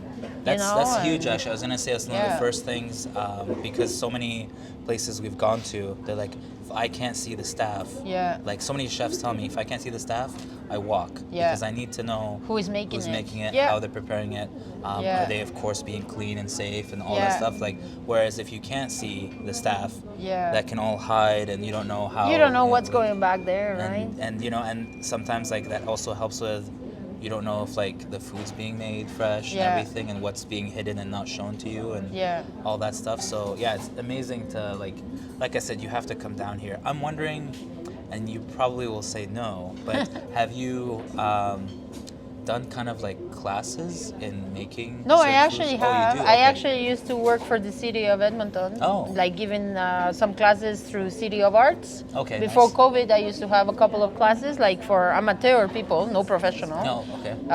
And it was just like cooking together something Mexican. It was kind of fun for me, obviously, to do this. No, that's but perfect, after yeah. COVID, the program disappeared. And Yeah, it's yeah, been, I've been having like I did a couple of already like people hire me to kind of come and cook for them with the friends and right. But at the end, everybody have too many tequila shots and that they don't even know Yeah, what's no one going knows on. what's They just happening, eat yeah. and that's okay too, Yeah. right? Like I don't mind it. Right now, I don't think I have the time. Honestly, I'm 12 hours with my cooks right now because we're no, super understaffed. But that's something that I don't mind at all. No, and like seeing that you have to come in here like from 6 a.m. to prepare. Yeah. I know that your hours usually go to like 8 or 9, so it's Yeah. like you're here for a long, long Yeah, time. no, yeah. I was gonna ask like if you did open up that second shop, because I'm gonna manifest it so it Yes. happens, because this is great. Do you think that you would have to split your time between the two, or would this always be have your heart? I don't know. I really don't know. I think I do like my location. I live 5 minutes away. That's super easy for me right now. I don't know. We'll see what happens, right? Like I don't know, right? We might just add it. Yeah. I think about it like just adding the hours on Friday and Saturday, but only takeout, like no service. Oh wow! Like Yeah, that would could be- work for me, but obviously right now I do have so many plans in my head, but I don't have the staff right now. As soon as I have them, then that's a different story, right? No, But, and the shortage of staff definitely makes things. oh difficult, no, like- it makes such a big difference. Yeah, right we've now. Yeah. even us going around kind of downtown and the downtown core. There's a lot of help wanted signs. There's a Oh, lot, everywhere. like, Everybody's everyone's hiring just right looking- now. Yeah. It's super hard. That's why actually right now is the first summer that I have to close for Sundays, Oh wow! right? Because I never close. We always close Mondays. But I announced like at least for summer, like June, July, we're gonna close for Sundays just Okay. because my cooks are exhausted. I'm Yeah. exhausted. My No, prep team is exhausted. Like my servers are exhausted. Everybody's doubling. Mm-hmm. So I don't, like I said, for me, it's important for me to have them also happy and Yes, of like course. mental health is very important. So you don't want them to hate their job. You want them to come fresh and also to inspire again through the weekend. They see their families, you know, Yes, like yes. if they go just crazy like how I am right now, especially myself. But if I do that to them, I feel it's not going to work anymore, right? Yeah, so it's- it was a really hard call, but I feel that community will understand it. Obviously, No, like of we need course. these people to make it happen. You know, for more that I be here 14 hours, I will not be able to produce what I produce with my staff. I do need my army behind me, so I need to take care of them, right? So, No, and it's awesome that like every time I kind of bring it back to a question, the heart thing that you mention is your team, is your staff. Yeah, Like, it sounds like I it's will not be able to function. You can have all the colors you want. I can have all the recipes that I want, but if I don't have my team behind me, what am I doing? You know, like. And honestly, in this city, there's Yeah. just like 8 weeks of summer. You know, Yeah. we can have it, No, right? totally. And there's so many festivals coming back, and I feel a lot of people will start doing different things too, right? So. Okay. I just want my prep team. Like I said, they're moms, right? So they should have a good day with their families, you know. So No, totally. And like Yeah. you said, that was important to have the moms be on the team. Yeah. Why was that the go-to? Like, is it because, of course, moms and their love? Is that because they would pass that in the food? Or I is it feel that because- way. Oh, okay. Obviously, That's I do interesting. have my line cooks. My line cooks are like trained chefs and whatever. We're putting the food together. But my prep team, I always kept it as moms. Moms, okay. I'm not interested in the way of like how much onion they can chop. It's not how they cook it and how they remember. And to be honest, it's the happy thing about prep team is like how they behave, because With they're each just other. talking. Like we have two Mexicans, one Colombian, and it's hilarious just to hear them all morning like blah, blah, blah. It's like Back and you know forth, like yeah, and I feel that's what it makes part of the magic, right? Obviously, I do need my line cooks to put it together and my servers to bring out the food and obviously talk to you guys and everybody. Like I said, in this place is important. No, of course. No, nobody is less or more. Like for me, like I said, the most important for me is the dishwasher. Honestly, Oh. like, for me that's the biggest. That's but, interesting, yeah. But everybody should. Everybody has their own little job, right? So Mm-hmm. for me, it's important to have all of them. So to make this happen. No, right? totally. So- And then, like, one of the big things I wanted to ask, I know that some kind of like Lebanese restaurants partake in like heritage days, festivals. Do you have any festivals kind of coming up where you're featured, or you kind of? No, I did myself personally heritage long time ago, and it was the first and the last one. Like I did 3 weeks of pure prep, and it was gone in the first day, and I was like, no, this is not gonna this is happen insane. again. Okay. So I don't deal with those things honestly. I prefer not to, right? Like I'm very busy the way it No, is no, right that's- now. So I mean, a lot of people ask me for those things, but there's so much you can control, right? Yeah, and, no. And good food takes time. No, and So, it definitely right? does, and So- like I will agree. Like sometimes, like I feel like if you don't go there on the first day of a festival, Yeah, then it's the everything rest is scratched off, and yeah. you're like, you Oh, can have okay. a yarito, and Yeah, that's that's all. it. I'm like, okay, that's nice, Yeah. but no. And then just to tie it in, so your hours for Well, the right audience- now we're just saying that maybe June and July for the summertime we're just closing the Sunday, right? Okay. Like kind of Sunday, Monday right now. But the rest we're doing Tuesday to Thursday, 11 a.m. till 8 p.m. last call, and then we have Friday and Saturday, 11 till 9 Till p.m. 9. last call. That's so actually- yeah, that's how much we can handle That's right wow. now. So Those are actually pretty Yeah. open hours, I would say, because yeah, like you can Yeah. definitely hit the lunch rush, definitely Yeah. hit like dinner, supper, Yeah. and then close for the day. That's yeah, just for this summer, we're gonna give it a try to have the Sundays off, right? Okay. Like just maybe until middle August. We'll see. We'll Perfect. see how it's coming back, and then winter comes, and then you don't do anything outside, so then you work, and that's it. No, Right? that's But, yeah. that's awesome. No, and I had so much I wanted to ask of you, because like I know you've been featured on like the season of Chopped. First season, yeah. First season of Chopped, like because yeah, immediately when we began to roll the camera, you knew what to do and you have the camera personality and you're ready to talk. And I don't want to leave. I know Rekha's like, Let's you go. know, yeah, but like I do have to ask it. Yeah. How was that experience like for you? I think it was good. I like I said, I wasn't meant. I didn't apply. My friend applied under my name, and it was a big show after that, and I Oh, ended wow. up in there. Being the only one from Edmonton in the first season gave me a lot of publicity when I was doing the pop-up restaurant before UMA got open. So it was perfect timing for me. As an experience, I really want to say this. It's an amazing experience, but the fact that they don't let you have the food because of the policy, Oh, yeah. the insurance policy, for me, that's like, come on. So you couldn't taste or try No, any of the food? No, you Wow, can't. that's So, yeah, okay. I'm not even know if this is allowed to say. Oh. I hope not. But yeah, So what about kinda like tasting it before you? Oh yeah, like you can taste it, but Yeah. what I mean is like after you're done and all those dishes, nobody'd have it. Oh wow. Like the judges will have a little bit, Mm-hmm. but there's so much left over. I come from Mexico, man. Like Yeah. we have hungry people down Yeah, there, of right? course, So yeah. for me, everything that is thrown away is like. ugh, So you know, shame I feel and like, yeah, ugh, like, yeah, right. kills you Even like inside. in here, I encourage people to take it left over. You know, Mm-hmm. like for me, obviously, I can't do anything to it, right? Yeah. But I feel like, oh, come You on. guys should, yeah. Yeah, why have you the- even like myself sometimes if I had leftover from other restaurants, you know, I take it, and if I see somebody, like I'm very used to that, right? Like Okay. kind of just, you know, there's so much you can do, right? Like obviously different programs.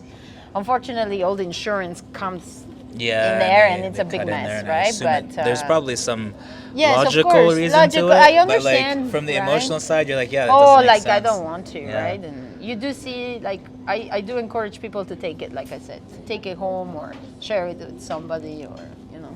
No, totally. Yeah. But as an experience, yes, it was It was amazing. amazing. Yeah. Do you think you do it again? No, I don't think so. You know, like it's okay. I don't believe that much in the competition. I feel that everybody has something to say. Everybody has something to express. So let's just share it instead of competing. Let's compliment, right? Like, Was it great for you to represent Edmonton and the community? And how do you feel? Like you mentioned the community a few times and like their support and everything. Do you feel that over the years they're more supportive? Has like COVID helped them come more together, or do you feel like there's more distance? How do you? What I was think it like it's to also kind 50-50, right? Okay. I see a lot of. I think COVID was just a wake-up call for everybody. Yeah, Whatever that's- happened in your life after COVID, it was like a. Yeah. Especially personally for me, it was a wake-up call too, right? And a lot of things change, and I think it just got us out of our comfort zone. But honestly, if you want to do something different, that's what you need to do. You need to get out of your comfort zone. Okay. So I think in my case, it helped me, right? So obviously, like, it did help me, but also I feel that it affected a lot. Yes. Right? Some of the things that I miss a lot is like touching people, right? Yes. I like to hug people. Yes. I like to do that, right? So I find that sometimes me being Mexican against Canadian, I feel like a little bit more of Canadian is a little bit more like reserved. I Okay, feel yeah. like you can find very warm people too, Yeah. right? But most of the time is very reserved compared to a Latin that we're like, "Ah, Yeah. ah." Notice Right. I got the hug immediately as soon as we started. yeah. So yeah. That's what I miss, I guess personally myself. Okay. Yeah. But other than that, I feel that there's a lot of new things coming also from COVID, right? Like a lot of people find different things to do things too. So that's, I think it was good in both ways, right? I didn't like it at all. It ruined my face forever, right? Like all the acne and all that No, from no, the mask and all totally. that. But You have like such a like positive and like I want to say like bubbly energy and smile to you that I can only imagine like the mask did nothing because oh, like, that was ridiculous. yeah. I didn't like it at all. Especially to be cooking with that, not Yeah. breathing, like it was it's hard. Yeah, I can only it's imagine. very hard. Yeah. But here we are. Yeah. so. No, that's it. No, Mariel, you've been fantastic. Well, thank I you. know that we obviously have to wrap it up because you Yeah. still have I have work to serve do dinner. and, yeah, and make things happen. Yeah. But you've been fantastic. Can Thank you you. let the folks at home know where they can find you, your hours, maybe the social media? Yeah, well, we're on Instagram, Facebook. I think Instagram is at Uma Mexican. Okay. And then the location, we're on 99 in Argyll. Yep. Very next to Hush, so Nice. spicy and spicier. So you Love have it, a love good it. combo. So I think Yeah. it's a good thing. And yeah, like I said, we're just closing for this summer a little bit the Sundays. Okay. And but most of the time we're open 11 till 8 on Tuesday to Thursday, and Friday and Saturday we're closing at 9. Yes. And No, yeah. 100%. I can say, please come hungry. This food is delicious. Yeah. I'm pretty sure as soon as we cut this camera, we're going to order some more because it was amazing. I wish I could have you folks taste it or smell it. But if you really want to, come down here. You can probably always see Mariel here, I'm sure, all the days. And she's behind there along with her awesome team, Yeah. cooking up a storm. Like I said, if there weren't folks here eating, we would pan and show it, but I don't want to disturb them. Yeah. But yeah, it's busy. We'll let her get back to it. But as always, this has been Gabby from RNG in the 780, and we'll catch you guys next time.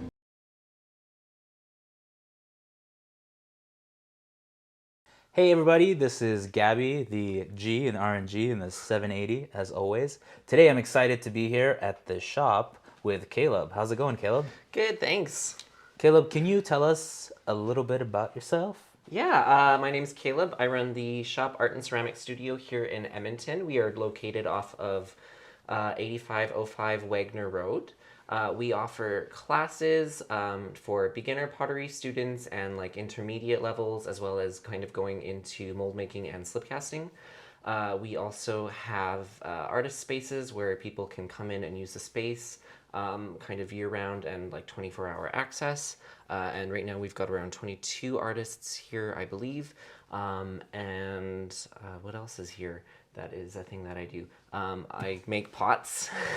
No, that's all good. I'm going to take it back to you, however. Yeah. And we were talking briefly before this started. I was asking you for a title, and you said ceramist. Ceramicist? Ceramicist, that's Yes. the one. Yeah, that's it. Yeah. We'll fix it in post. Ceramicist was the one. Yeah. Can you explain what that covers or Yeah. develops?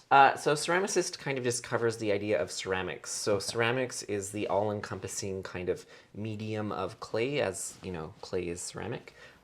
Whereas pottery, which is kind of more well-known, just kind of refers to just throwing on the wheel. But because we also do hand building and like slip casting and mold making, and are still using clay to do those things, I feel like a better title for myself is ceramicist. Okay, perfect. How long have you been doing this for? Over 16 years. 16 years. Yeah. Wow, that's awesome. Yeah. I started in grade 11, and then I've kind of gone all over the world to study. So I actually started in Red Deer at Red Deer College, and then went to Calgary. Oh no, then went to China, and then Calgary, Australia, and then finished in Calgary again. How was that whole journey? It was fantastic. I highly recommend student. What is that? Travel. And taking advantage of any opportunity that you can pay tuition here and go live somewhere else and not have to pay extra tuition for schools abroad. Okay, so that's pretty awesome. Would you say that kind of studying abroad helped inspire some of the people? Like, obviously, these pieces are, Caleb's, but would you say that helped you inspire you so you could see how things... Yeah, I think anytime I went anywhere, I've taken influences from a bunch of different things. So like one thing that kind of is probably one of my biggest influences is like low relief carving, and I learned that while I was in China. Oh, nice. And like when I was in China, I also got to learn from Chinese masters and a bunch of different techniques. I studied in Jingdezhen, in the porcelain capital, where porcelain was discovered, so like just rich with history. Oh, wow. So it was just like pretty life-changing and altering. But like with all of my education and all of the places, I have been like greatly influenced by a lot of people. I find most people who typically have like the BFA or ceramics degree that I have, typically will have 4 to maybe 6 like ceramics professors. I've had over 22. Oh, wow. So Nice. like great influence, and I find that just like helps to make it so that my work is a bit more my own, because I'm pulling from a lot more people than just a few. So do you think that with having that many instructors, that's what helped guide? Because like it's so interesting talking to certain artists throughout this whole show, is that a lot of them will tell us about how they always want to give back and always want to kind of teach again the next phase or generation of artists in the particular art form. Do you think that having that many instructors is what kind of drove that fire for you to, because you said there's so many classes that get taught here? Do you think that's what kind of helped inspire it? Or? No, I think for me, I've always liked kind of having this sense of community, and I think one of the main reasons why I was always pulled to ceramics is because of that sense of community.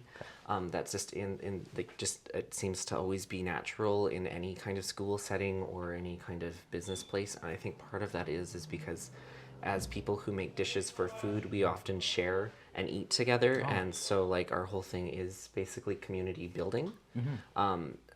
And then I've been like influenced by some people, and I just love sharing like the knowledge that I have and like kind of building a strong group of people that kind of come together and make and create. Okay, so to tail off that question, how has because the shop has been around for how long have you been open for? We opened in like January of 2019. Oh. We had our first session of classes and then got shut down from COVID. I wonder what. No, yeah, it's and you were closed for 2 weeks, like we were promised. Yeah. We had just finished our first like session of classes, and then our next session of we had like a week in between. I had just spent like all of the money that I had made from the next session to buy more equipment so that I could teach the students that were going to be coming in. Oh, wow. And then the government basically made us like shut everything down. So it was like constant emailing students being like, we're going to push it back 2 weeks. I'm sure it's going to be okay in 2 weeks. And then it's like, oh, maybe not, maybe next month. And then, I think it ended up being like a year and a half before we were able to actually teach classes again. Okay, so my question originally was going to be, how was because you said community was one of the biggest kind of driving forces here. Yeah. How has the community responded since you've kind of opened up the shop, minus the COVID portion of being closed down? Has it been kind of like a positive response? You found like there's a lot of interest in it? Yeah, that kind of thing. Yeah, I think more than ever, I find that people are wanting to do things with their hands because oftentimes their jobs are so in front of a computer or like very technology based that people want to kind of create. And this is like one of the only mediums where it's very apparent and in front of you and like actually brings you back to earth and kind of because you are dealing with earth and clay to do it, and it really grounds people. I find that it's probably one of the most relaxing things once you get a hang of it, and it's one of the only craft mediums or art forms that I know that will fully take you out of the stress of your daily life because you have to fully focus on what you're doing at that time. Oh, okay. But to answer the other part of your question, yes, which I forget now. Oh, no worries. No, I was going to say, how have you found the response? Oh. Have you found like there was an uptick and folks were like, yes, I love this place. Like we need more of this kind of thing. I found that like once people kind of find us here at the shop, we get a lot of repeats, which is exactly what I want. I love having more people kind of stay and come here, and like it's so gratifying to see people come in and either basically move into the space and become one of the artists that work throughout here, or like make things at home and bring it into fire. So if I'm not actually seeing people once a week, I'm finding that they're like kind of doing it at home because they want their hands on it more. Okay. I think since COVID, I think we are seeing an intake, higher level of people coming to do classes, and I'm also finding that like the average age of students is actually lowering, so I'm having younger people. That or I'm also aging, but but I find that like more younger people are starting to do it, not just like women that are over 55.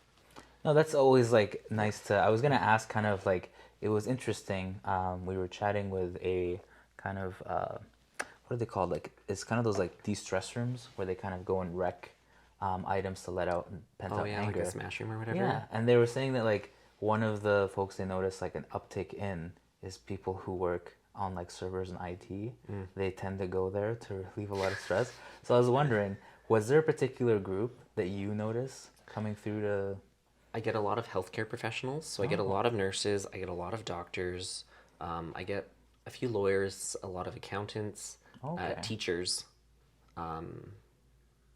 and then like I get a lot. I've gotten quite a few students as well. So that's awesome. No, that's so like a broad mix. range. Yeah, So it's funny seeing people. Like I love kind of learning about people's stories and where they come from, because it's always interesting. Like the people that will come into the studios, because they come from such different kind of backgrounds and histories and like just like jobs too. So it's very cool to kind of bring all of these people that are linked by clay. Okay. Now, do you find as they're working that they tend to have like certain styles because of the fields that they work? Does that come out through their work? Not at the beginning. It takes years for that to happen, especially like with a 3-hour class once a week. So like for me, I think it took me like a solid like 6 to 7 years to fully have like a voice that was recognizable for myself. Okay. And that was like being at school and making work all the time. So it's like it takes a while. It takes a while. Like I start recognizing people's forms and shapes, but again, like the growth, it takes a while. Like the one thing that we do here at the shop, that's a bit different than any of the other studios in the city is, because pottery is all about kind of time put in, and kind of access to the equipment and the area. We have open studio weekends. So during a session, about 4 times during that session, we'll have Fridays and Saturdays open for all the artists who are enrolled in classes, so they can kind of do a drop-in session from 10 to 5, like 3-hour blocks, where it's just like self-initiated time, so they can just kind of play and learn and talk to the other people who are taking classes who might have a bit more experience. Oh, perfect. That's awesome. I was going to say, is there anything in particular that folks tend to gravitate towards wanting to make first? Or is it always grandiose and you're like, okay, hold on, let's start with, no? I think like when people think about ceramics or pottery, they always are captivated by the wheel, and they like anyone who posts videos online of the wheel often make it look incredibly easy, so people always want to try that. but they are almost always like bullied right back and don't trust it, and because it's a lot harder than it looks, especially with like people who have been doing it for so long, which you will soon find out. Oh, great! Love that for me. Yeah. But yeah, I don't know. I try and keep people's expectations realistic. Okay. In the sense that people will want to come in and be like, I want to make a full place setting, and I want to make a teapot, and I want to make like a set of mugs, and I just like want to shut that down right away, because it's a lot harder than it seems. You're up here, and I need you down here right now. And it's So, okay. Thanks. Yeah. Okay, that's because I was thinking in my head, like the first thing I imagine, like you said, the wheel is of course that wonderful. Please don't shoot me down for this. Tell us. Seen from Ghost, of course. Yeah. Do you particularly like? Is that one of the rules here? Is like, don't talk about that movie, or like, don't bring this up, kind of thing. No, I feel like there's always like once in a while there's like some ghost moments. Okay. Not necessarily like people doing them, but you know, quoting it and stuff. Once in a while, the song will come on a playlist, and you know, I'll just pause for a moment and then go back into it. But A moment of silence. yeah, And, yeah. Swayze, yeah. No, that's awesome. I'm always like curious. Like, there's so many pieces here, and just so folks at home know, pretty much everything here is either Caleb's or some of the artists that kind of come through exactly. here. But the pieces are like so intricate. Am I able to? Yeah, Okay, please do. cool. Yeah, like this is so awesome to me. Like one of the first things when I was able to touch things here, because I'm very much grabbing everything all around, is how light these pieces are. Like I've had to make some ceramics, of course, for Mom for Mother's Day, which I'm sure she kept and loved and enjoyed all these years, which were like really paperweights. Yeah. But like the impressive part of this is like it's so light, but it looks like it would be much heavier. Now, is that like years of honing skills to kind of get rid of the weight of the material, but also keep it firm and sturdy? Yeah, it's exactly that. So it's just like time put in and practiced, and there's tricks to make it. Like sometimes if you make things too thin, they have a high tendency to warp in the kiln. So like the rims on those cups have a thicker rim, but underneath the rim is thinner, so that it will kind of help reinforce and keep that shape strong. But it also like makes a much better drinking vessel in the sense that you have that nice kind of angle to actually fit your lip. So like even on the cup that you're using, they've got those beveled rims right there.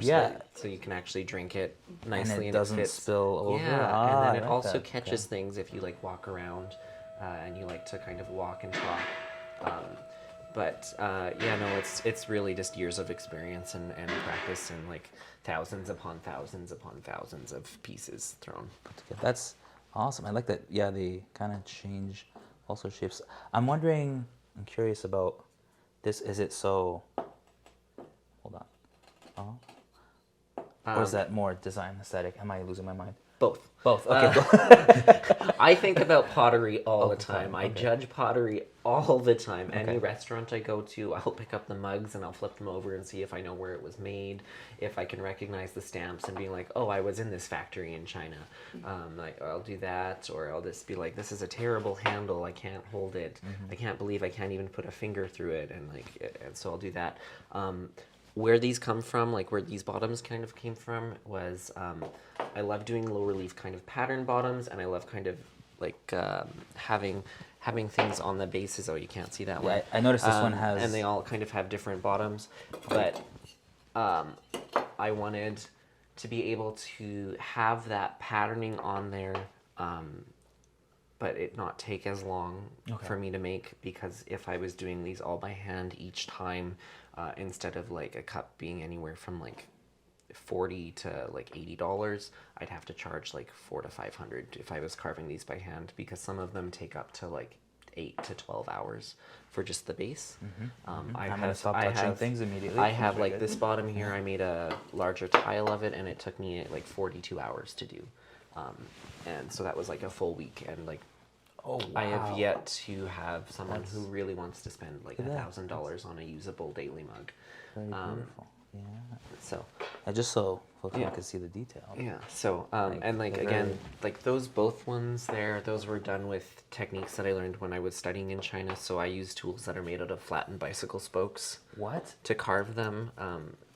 And so so they're just like low relief patterns, and then I'll make molds off of them, so that I can have that patterning, but make it a little bit more efficient for myself, and also make the price more affordable for the kind of daily consumer. No, that's awesome. So like you said that like price points would vary Yeah. depending on the amount of work. Of course, that makes a lot of sense because if you're going to spend all that time, let's compensate for it.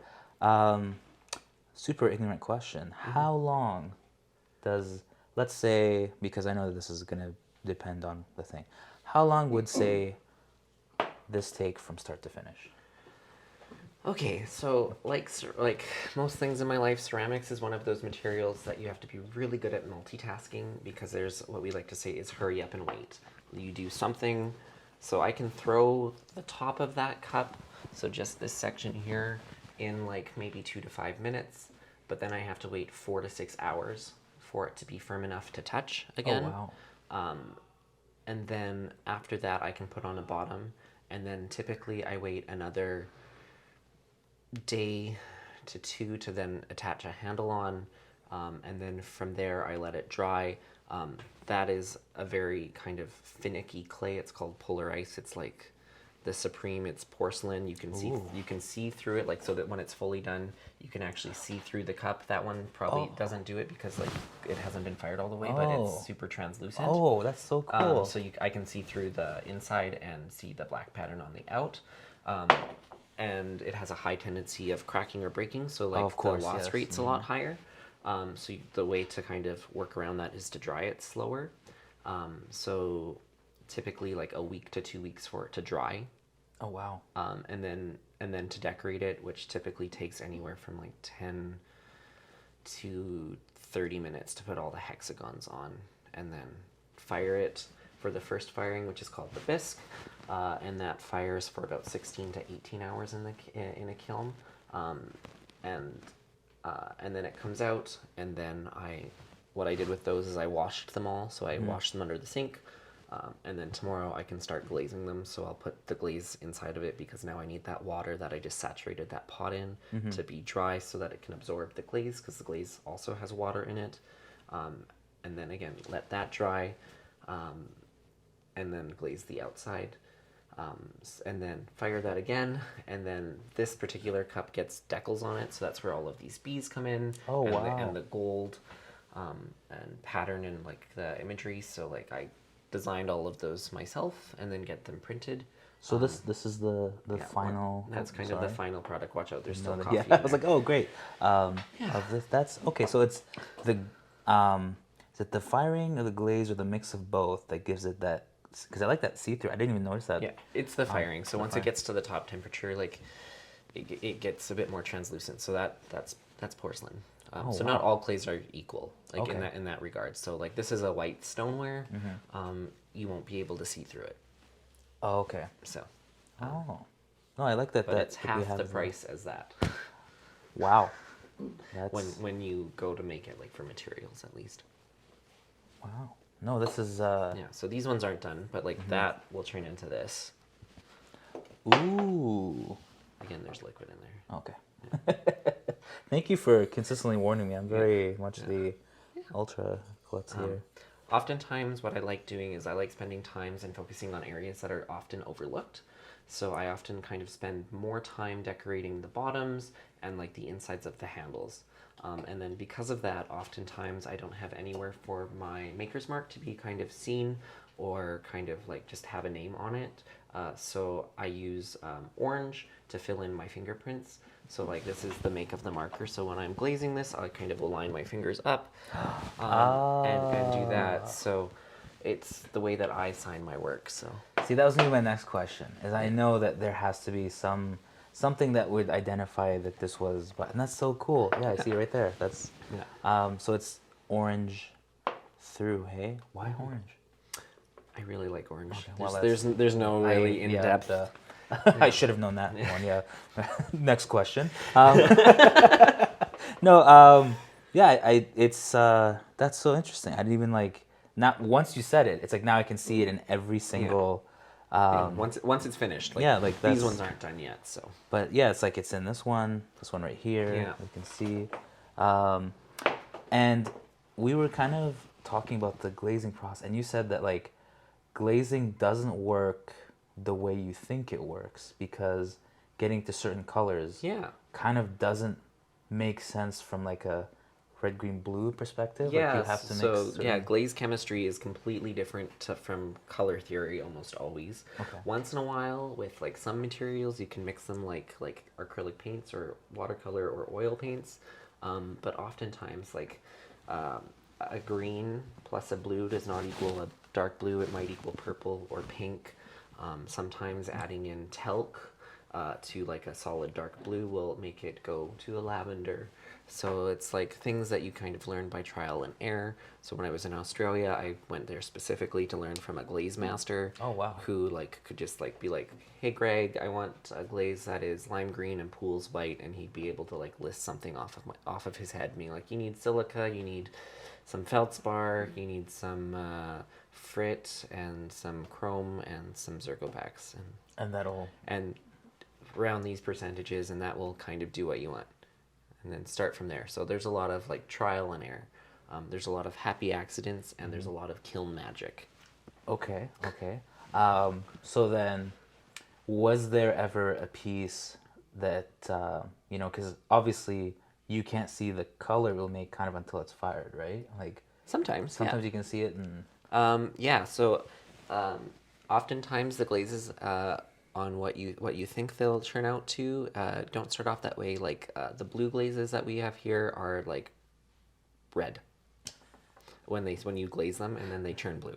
this is like Yeah, fighting everything in my head that I'm like, why does this make no sense, but also yeah. makes sense? Yeah. Oh, this is purple. What? This inside color here, that is that purple glaze there. Yeah, so that's a good example of how Yes, things don't look at all like what they do. Was there a piece that you began with and you're like, this will be green, and then you fired it and you're like, huh, ever? Or was that more in Australia, like less happens now, kind of? Like there's always like I feel like I always do tests. Okay. Like I'll make test tiles so that I can see like what things kind of happen, because Oh, again, is that like what right, these that's what are? this is right behind us. So like Interesting, most times it's kind of very obvious, but sometimes it's not. Like sometimes when you mix like blue and green together, you wouldn't think it makes a bright blue, but it does. Another fun one is like when you mix like a light blue and a purple, it equals light blue, like or like a lighter color. So again, that's part of that like kind of kiln magic. With the work that I do now, I very rarely have that aspect because I've honed everything in for so long. But like when you're new to it, there's a lot of being like, I don't know, let's find out. Okay. And this is kind of just like this wall here is basically just like a general gauge or a general like prediction of what things happen, but depending on like where it's placed in the kiln, if it gets hotter, if it's cooler, if it's beside something else that might have like chrome and like one other glaze has tin, it might flash and turn something pink. Oh, wow. And then and then like that's just with electric kilns. Like I typically go to Medicine Hat and Medelta maybe once or twice a year and fire in like a soda or salt kiln, and those are run by gas and they're atmospheric kilns. So at their top temperatures you add either a mixture of baking soda or like table salt, and it will glaze the pot on the outside and flash. So you'll get some spots that are like super glossy and they look kind of have the texture of orange peel, and then other parts that are raw. So it's kind of that's pure just kiln magic. So you don't know what you're gonna come out with, and you're hoping that things will actually turn out. So do you prefer that one? Like, is there one that you like more than the other, or they're both kind of your style? It really kind of, I find that I make a completely different body of work for those types of firings. So I think part of the magic and the process of that is that kind of being like, ooh, I want to get in there and see what works and what doesn't, and like what everything looks like, because it is just like so different from anything else. Whereas like the electric kilns are great in the sense that they are reliable and predictable. Of course. And I know what's going to come out. Okay. Has there been, like, are there certain colors or styles that are more in now, or are there even colors that like you would like to see more use of, and some that you're like, let's maybe stay away from these now, or is it more kind of like your taste and? I think like most things, pottery will go with trends, like fads with like color palettes. Like it really kind of depends. I think like home decor and home design often has a big influence in what people make and or what kind of people want to kind of do. Pre kind of 90s, there weren't kind of some products called like mason stains, which are like encapsulated colorants that so like now in electric kilns and gas kilns we can get like yellow, orange, and purples and pinks really really easy, whereas like 30 to 40 years ago significantly harder. So if you think of like 1970s pottery and how kind of how everything's kind of, I'm going to say dreary, but it's not dreary, kind of muddied down and kind of browns, maybe some pops of red, some blues. Those ones are pretty easy colorants. But it's like, so like over time, the technology in the field has expanded. So we're more able to get kind of those bright colors that we were no longer able to get because they got rid of lead in materials. Oh. So like, Why would you? Yeah, no. Yeah. I know exactly why. yeah, yeah. So yeah. No, that's awesome. I have to ask this just because I'm always curious.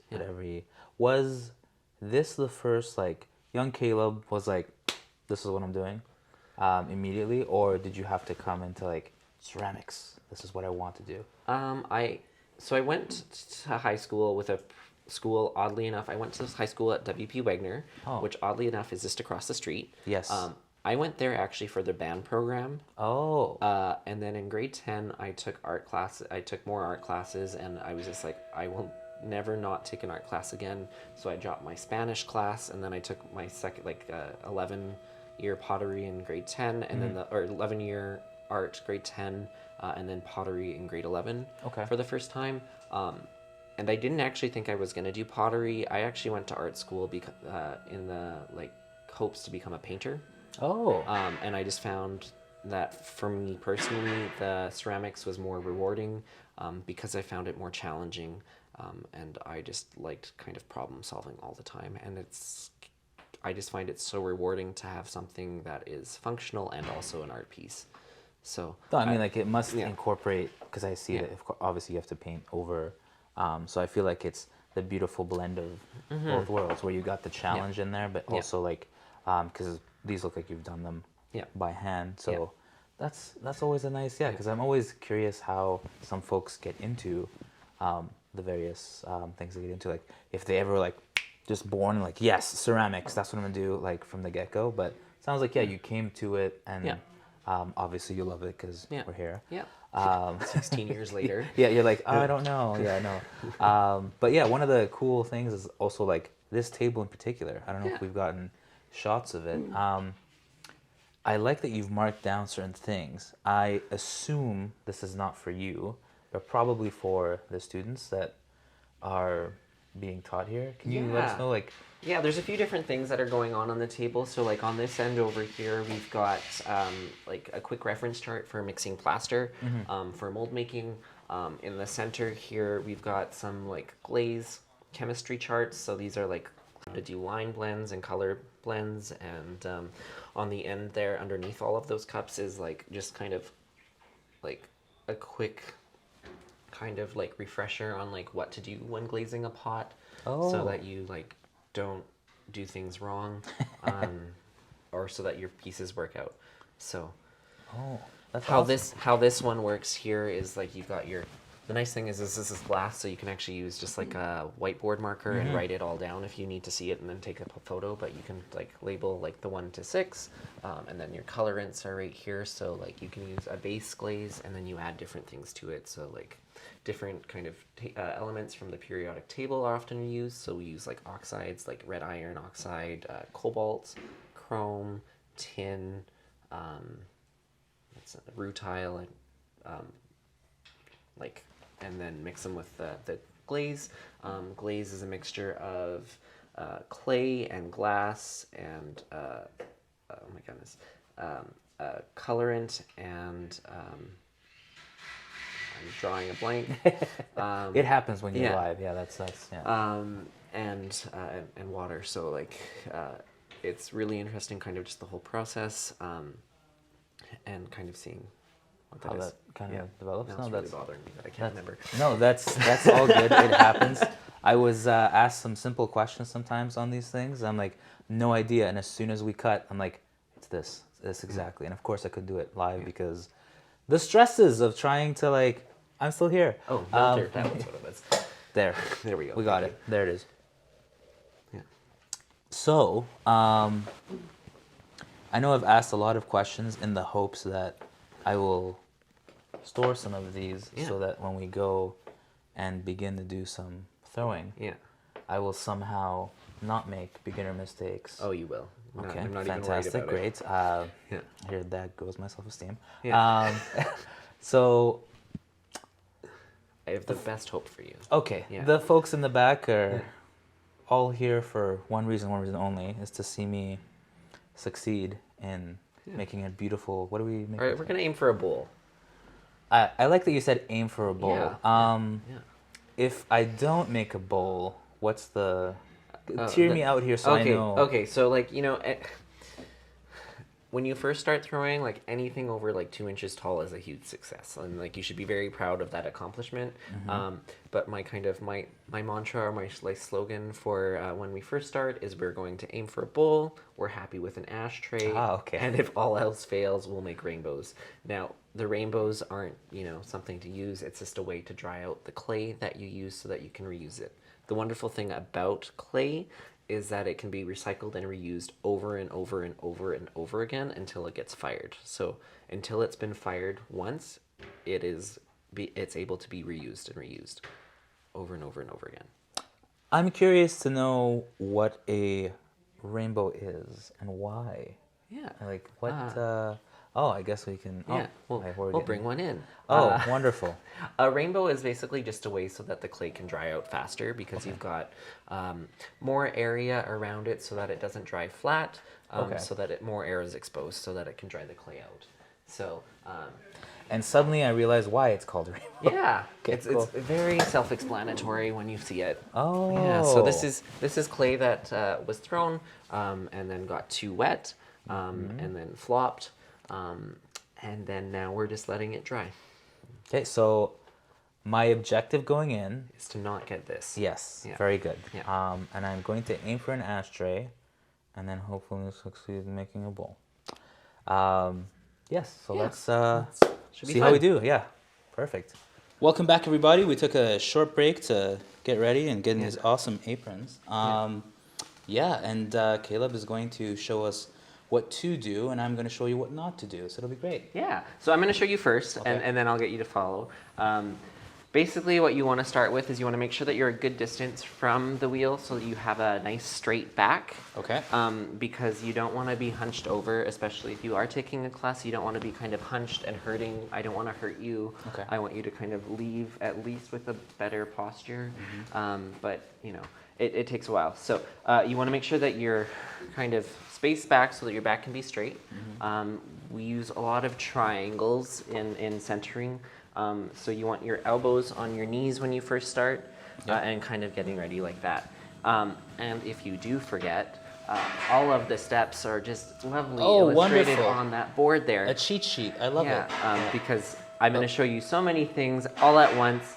And the hardest thing with ceramics and pottery is that the hardest thing to do is centering, and it's the first.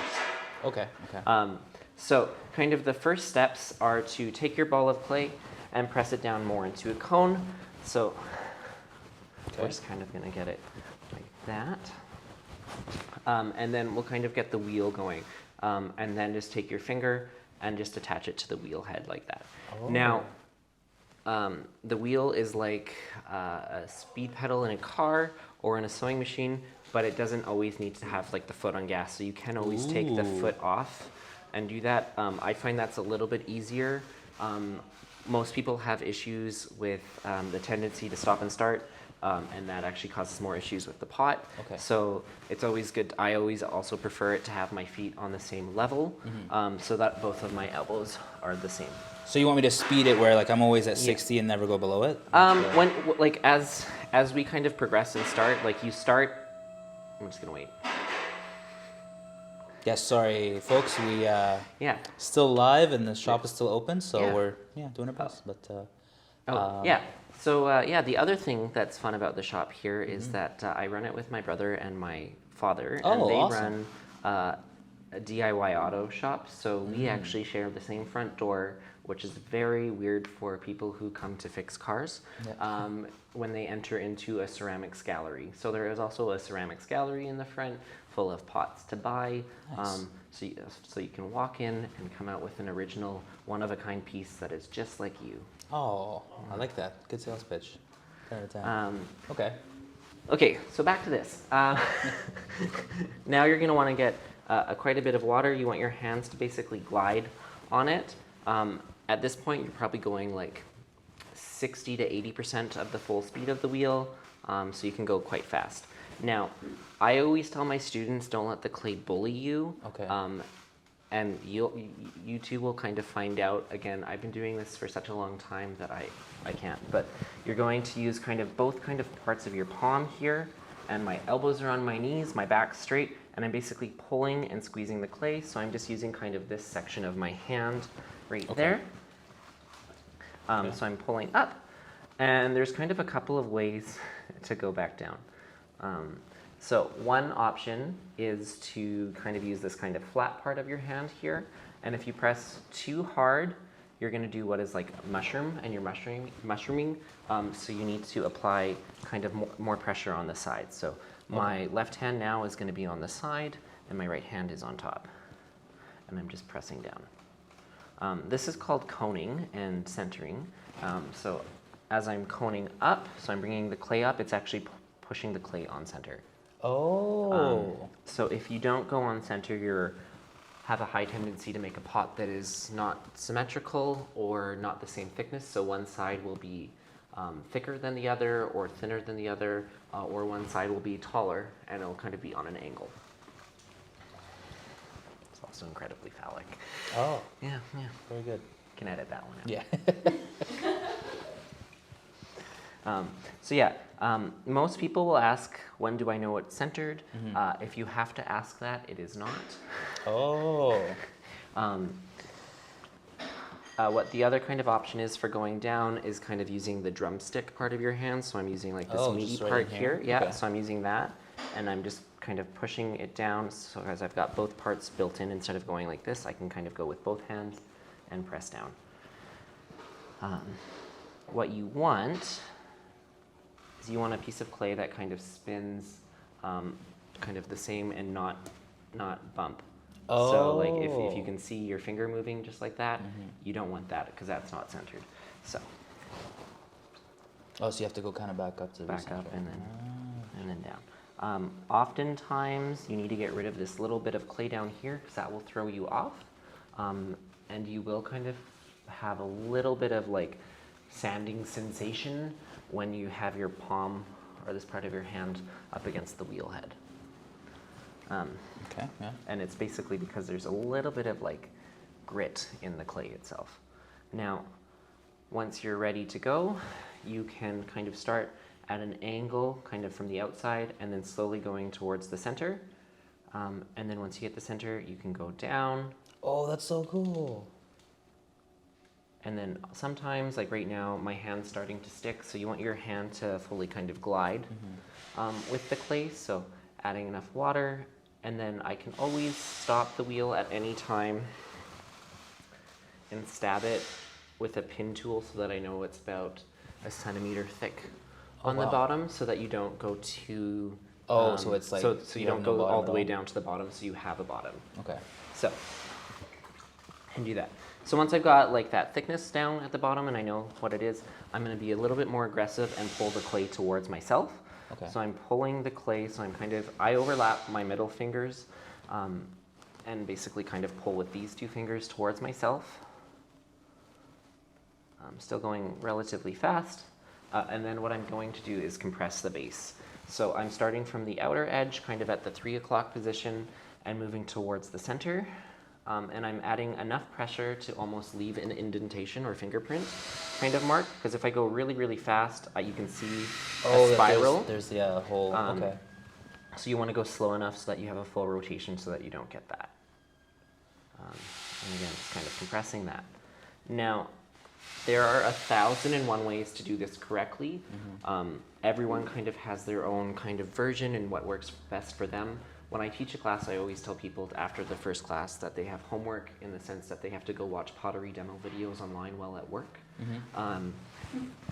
Which, you know, yeah, I definitely have done before.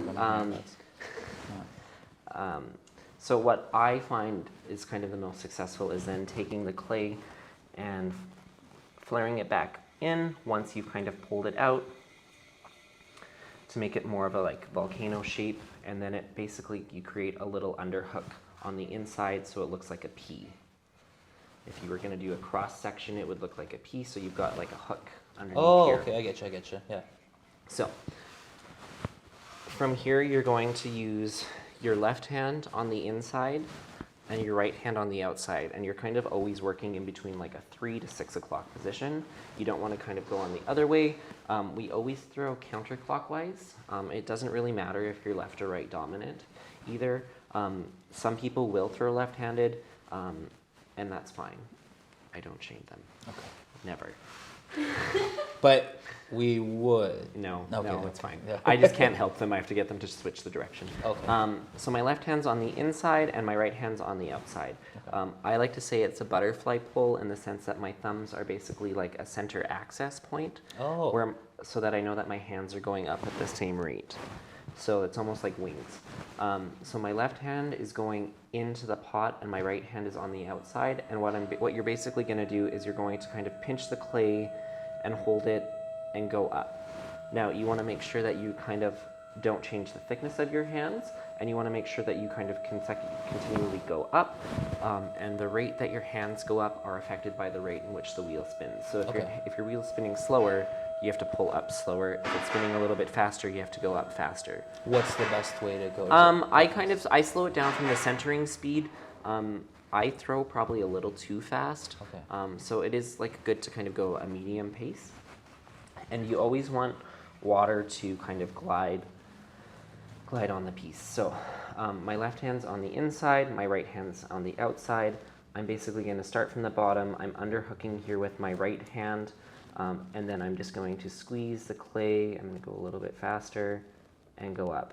So at any point if the clay kind of sticks to your hands, you can stop and pull off. It's really important to always do kind of like a soft, slow release, because anytime you like abruptly pull, you can knock it off. And then I'm gonna pull up again. So I'm kind of at like more of I guess it'd be like a 4 o'clock position, and I'm going up. So, and then using like my left hand, I'm just kind of holding on to both sides of the clay and just using my right hand to compress, just so that it doesn't have a really thin edge there. So it's most quite things, a few steps, so yeah. I'm feeling confident. That's the word. Yeah, it takes people a bit of time to kind of get to a point where they can get something that they want. When you first start, you kind of just get what you get, and you're usually happy with it if it doesn't kind of flop. I can see why it goes bowl and ashtray. Yeah, because oftentimes people will pinch it too hard or kind of hold on. This time while I'm pulling up, I'm actually going to use more pressure. I'm not pulling up as much, but I'm going to use more pressure with the inside hand and flare out. Ooh.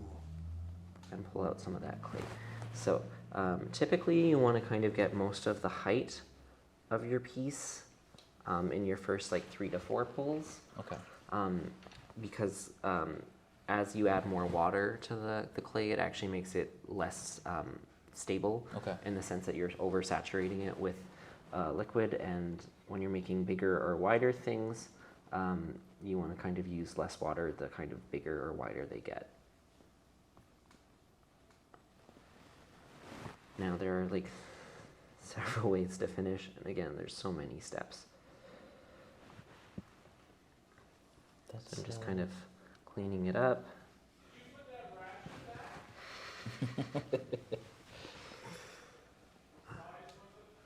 So, you can then, if you want to get like, if you want to go really advanced, you can use a rib. So these are ribs that you can use, I guess.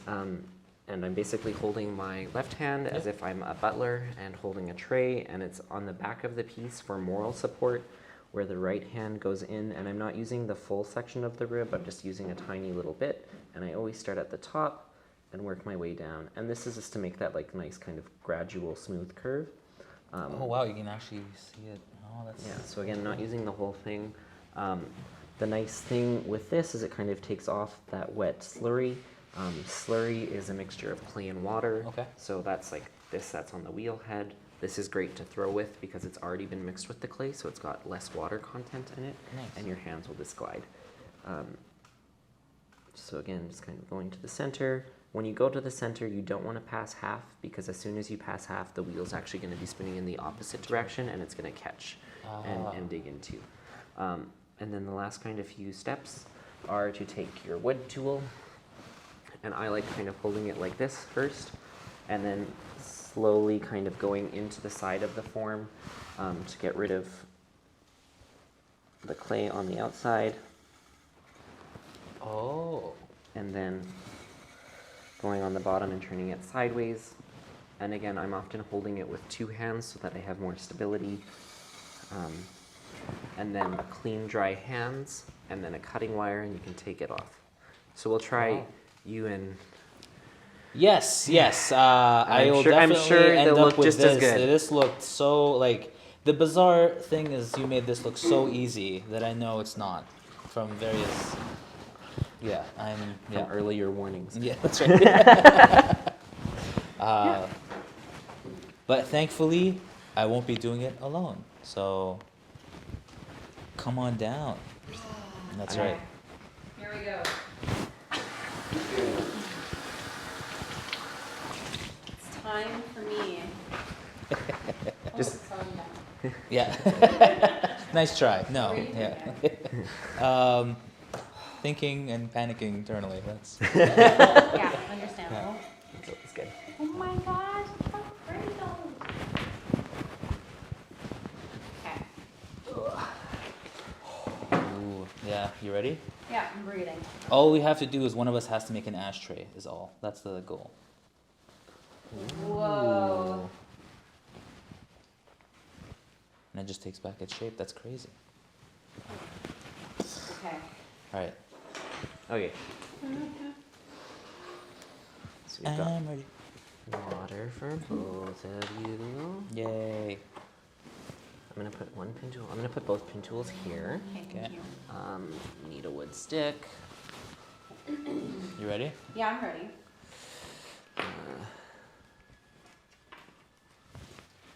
Loser buys coffee. Yeah, that's fine. You have to set the rules for Okay. what the loser is. Yep. I'm gonna grab one more sponge. So Yeah. what I've learned Oh, is oh my gosh, that's so... Okay, I need to show you guys this.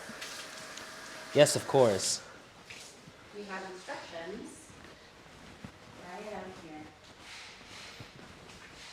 Yes. Perfect. All right. Okay, how ready am I for this? You're so ready. Yeah. Oh. Yeah, I definitely didn't forget all the instructions immediately as I was panicking. It's okay. So I think Okay, so we want to pat it down, I'm also right? going. Yeah, I'm gonna give you this wood block Okay. so that you can put that foot on top. Oh, sweet. oh, It's gonna be easier for you. so step one is Yeah. to Yeah, pat it down into a cone. yeah, of course. Yeah. Yeah. I feel like I'm doing sneaky things. I'm like, I'm gonna win. All right, so Yeah. Gabby, Cohen. the Cohen. parameters of this. Yeah. The best Okay, so the aim is for The best looking rainbow wins. Let's be honest here. Nicest looking bowl? Yeah. Yeah. Yeah. Question mark? It will Yeah. be a bowl. Closest thing to a bowl. Yeah. Yeah. Yeah. Okay, Cool. so the best looking one. Yeah. Okay, so the loser buys coffee. And it's good coffee. I think we should say not winner. Okay, not winner. Not winner. Not winner. Yeah. There we go. So the least preferable bowl. Yeah. The such an anomaly. The most eyesore of a thing ever That is person must treat the other person to coffee. Okay. And not shame the winner for going shopping immediately after. Yep. In Why does this the feel shop. very specific? But that's okay. Cool. Okay. All right. Okay, so you've got that. Now you want to use your finger and hold it around with the wheel spinning. Okay, so Yeah, you Spin can first? turn it. Yeah, turn the wheel on. Yeah. Oh. Okay. That's. Yeah. And then now you can use water. Okay. Oh wow. That's. And I feel like just so that no one misses any of this, I'm gonna pull your water right over here. Oh. I'm about to splash myself. I Well, just feel it. I just want I want everyone else to kind of Yes, of course. get the whole experience of So this. you did this. Yeah, Yes? so I did that. Yeah. And I was using the sides of my palms on kind of both the 3 and 9 o'clock kind of on the side. So Wait, just and your let- elbows let's- are on your knees. Yes. And you can speed up your wheel. All You right. can go- starting Yeah, yeah.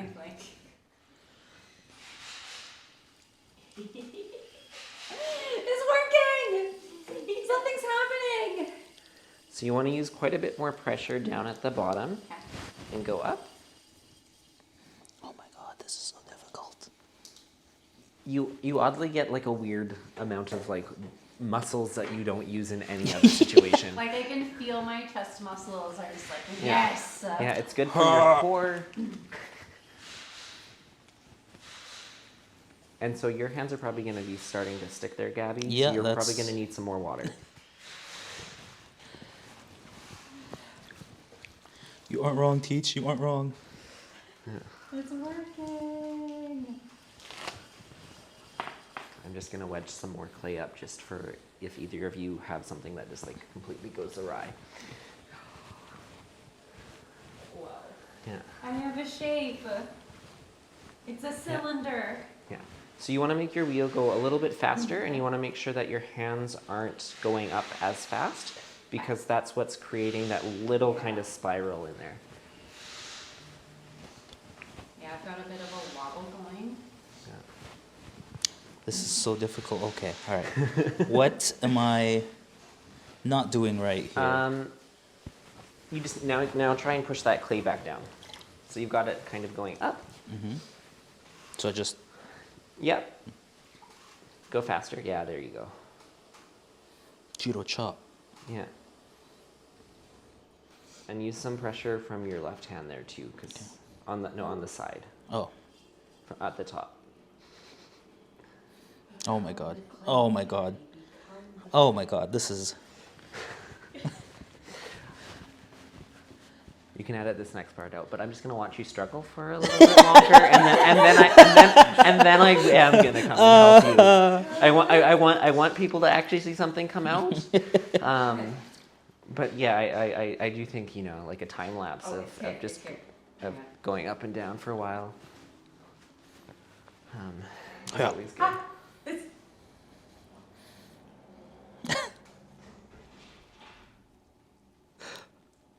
Come on.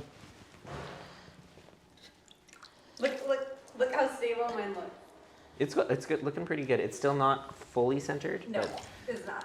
so far it's better than Gabby's. Oh, that's so mean. I thought I was. I'm not one to start a rivalry between people ever. That is certifiable lie. Well, rivalry, if someone's, if they're both equal, but some of us are better than others. What is this? What's this segment turning into? when the segment ends. But How how does it that look ends. so far? It's looking good. You want to kind of go up and down again, though. Okay, up and down again. And then, yeah, just make sure you don't, Gabby, don't make sure you don't like change the speed while you're throwing, because that's when you can get those weird twists. Okay. It is actually looking pretty good, though. Oh. In your face. Yes. And then what do you do with this? You can use that. You can take it off. Okay. I'm gonna get you a towel.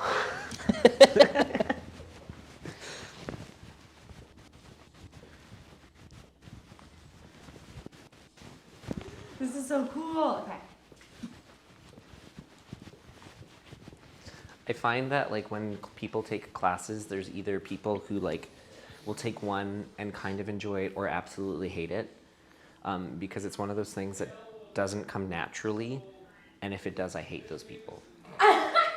I was not a natural thrower at all. I did my 3 required like throwing pieces in my class, and then didn't touch a wheel for a full year, Oh my god. and just did hand building because I hated it. I hated it so much.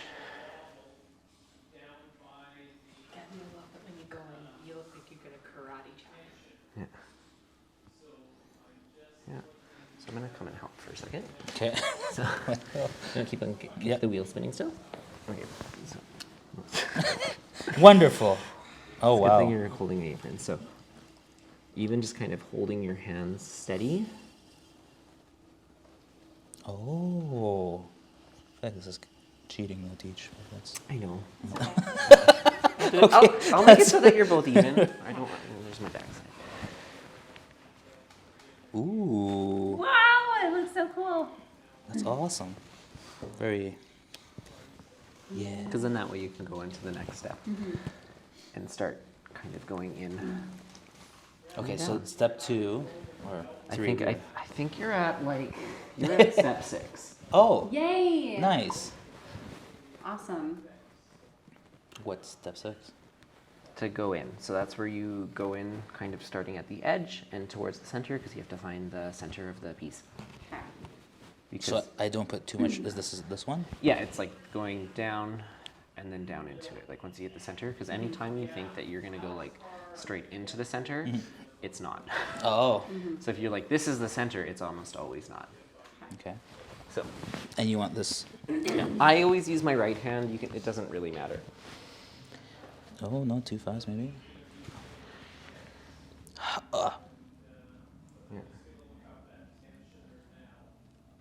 And then sometimes you make like a little knob once you hit the center.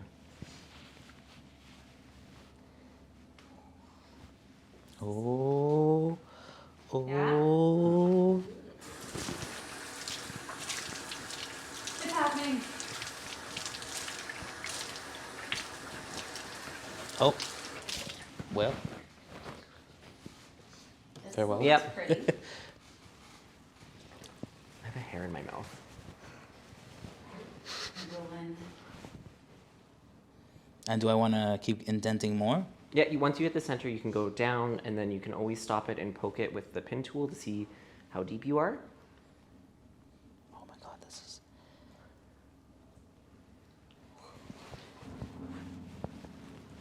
I guess maybe we should have, actually, what we should have done is I should have been on the other wheel and just thrown like as many bowls as I could.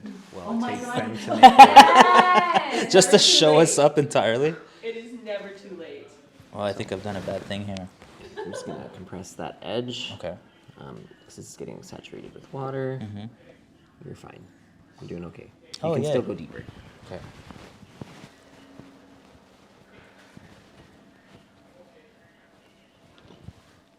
Ooh. Ooh. Okay. Ooh. Okay, yours makes cute, like cool swirls. Nice. Yeah, I don't know if you swirls still is a good wanna idea. go- Oh my goodness, I forget how to pronounce your name. Oh, Rekha. And in my head, I'm getting like It's stopped. okay. It's like fricka fricka. Yeah. Yeah, so you still need to go down a little bit more, and then you can pull towards yourself to kind of create that flat kind of bottom. Good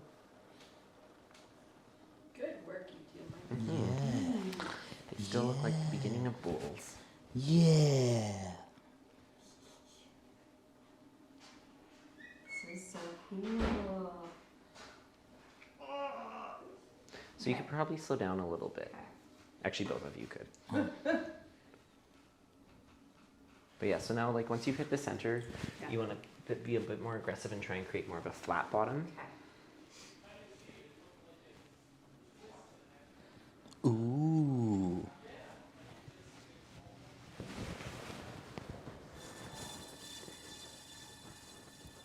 Ooh.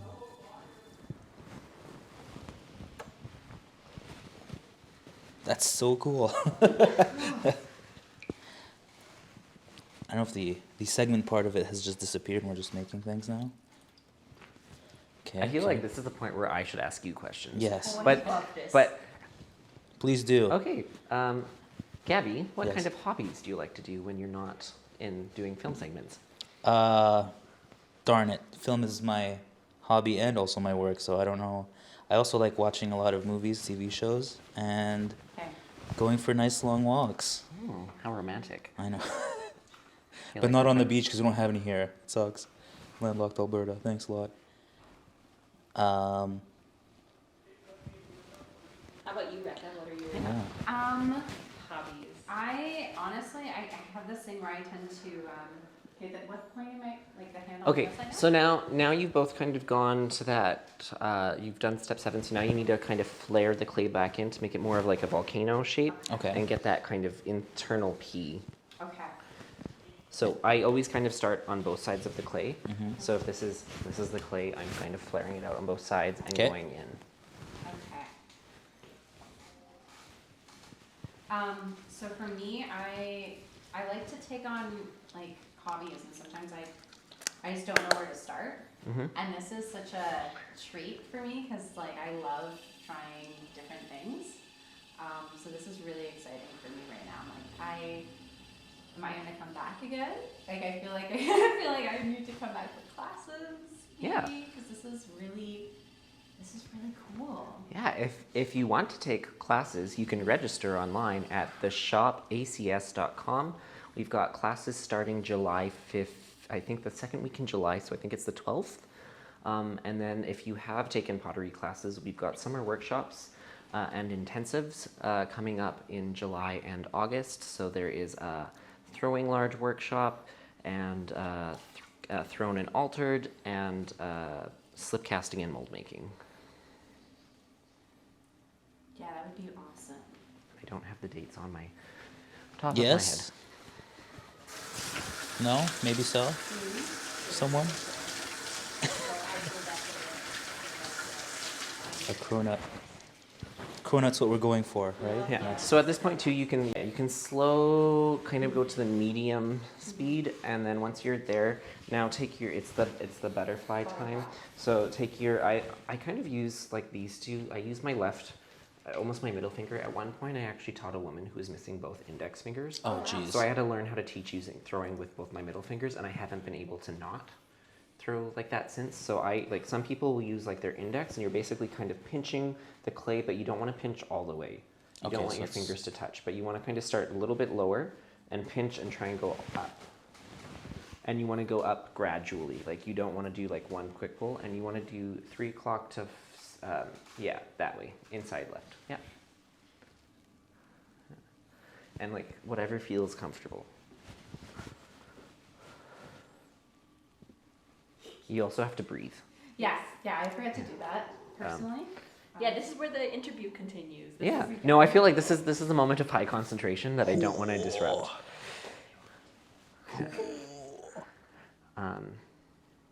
Gabby, what is your favorite thing about Rekha? Rekha? Okay, good. As all of a sudden, I just every time I say your name, I'm gonna ask that question so that you can actually use it. Gabby, what is your favorite thing about Rekha? Oh, geez, that's gonna be difficult. Just kidding. Rekha's great. I love kind of competing with her on things. I don't know why we have this like rivalry, but like we do.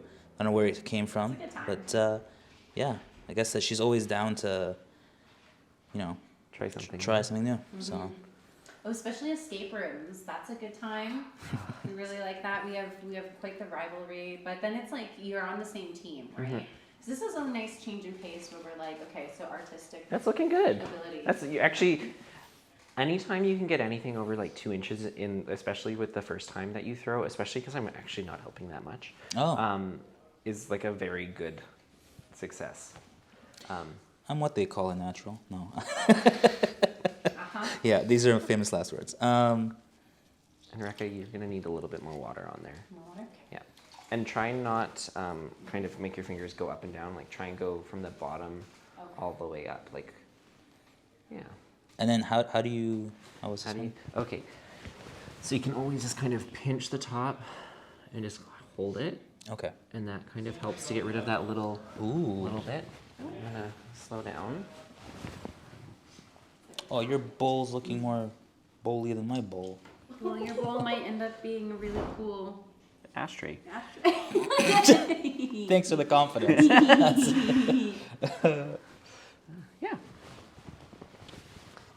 Yeah. So this next time, Gabby, try and pull like up. You're doing what is actually harder because it's harder to throw a straight cylinder than it is to throw a bowl. Oh. Nice. Yeah. What?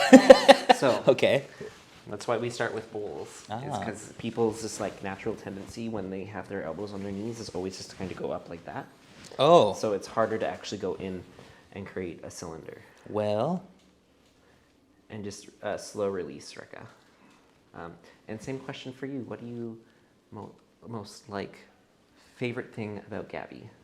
I think my favorite thing about Gabby is that he's always ready to like bring out the best in people, and a lot of that comes in like competition. So it's not even that he wants to be better than you. It's that like it's just fun, and then you just end up doing even better than you thought you would, because it's just fun to compete with Gabby. There are no actual losers, you know. It's just your best abilities come out when you're competing with Gabby, you know. Yeah.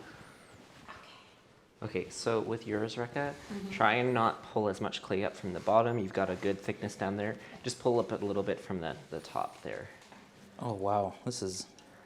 Let me tell you. Oh, okay. Why is this perfect?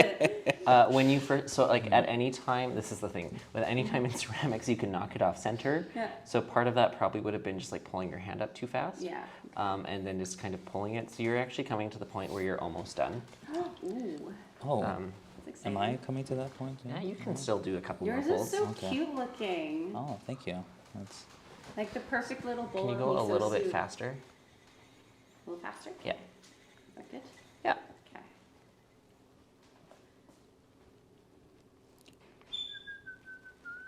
Oh no, don't do it.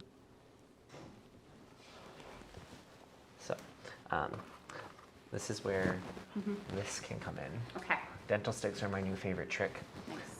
where I can actually take the piece, put it in. Can you stop the wheel now? Yep. Oh, wow. And pull that off. So now you can kind of shape the top Yes. there. No. Maybe so. Oh, it's looking great. That's really good. Thank you. Take out the water and kind of clean up the edge there, but you're basically done. Yeah, you can make it clear it out a little bit more if you want. Sorry. I mean, you're way.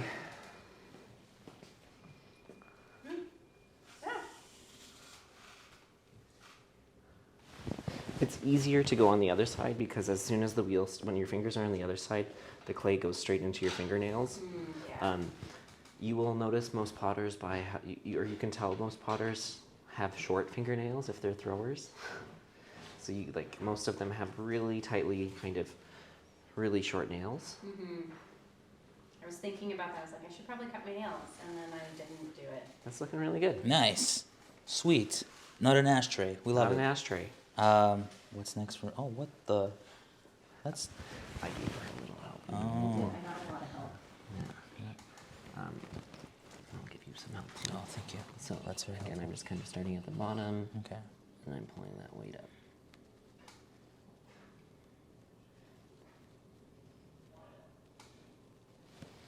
Okay, so it's... Again, because I'm on the opposite side of the wheel, you want to use like... You're playing dangerously. I like that. No, I am technically on the right side of Oh, it, yeah, yeah. but because I'm facing a different direction. Other side. So yeah, just like you can see, can you feel the difference from like how thick it was before to Oh, yeah. how thin it was now? Oh. Yeah. And Rekha, you could even take out the water from the inside with a sponge. Okay, where is this? Is it in your splash pan? Sometimes they disappear. I don't see one. I see one here. I'll steal his. Uh-oh. Thank you. Yeah. There's a wobble. What did I do?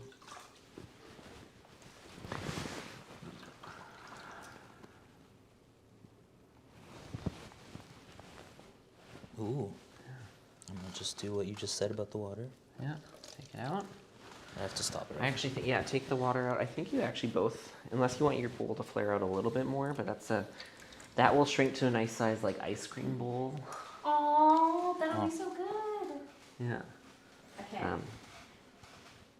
Yeah, and then you can use the clay stick on the outside. So you're holding it, I'm gonna grab one. This one over here. Ooh. This is it's actually very interesting. I like This is really peaceful. 100% correct on like using muscles I've never used in my life. Like when I began, I was like, what are you using? I thought I had fingers. I don't. Yeah. Yeah. So first one going down, like you're starting on the side, you're not actually adding that much pressure, and then you're going down into the wheel head. But you want the wheel spinning before you go down.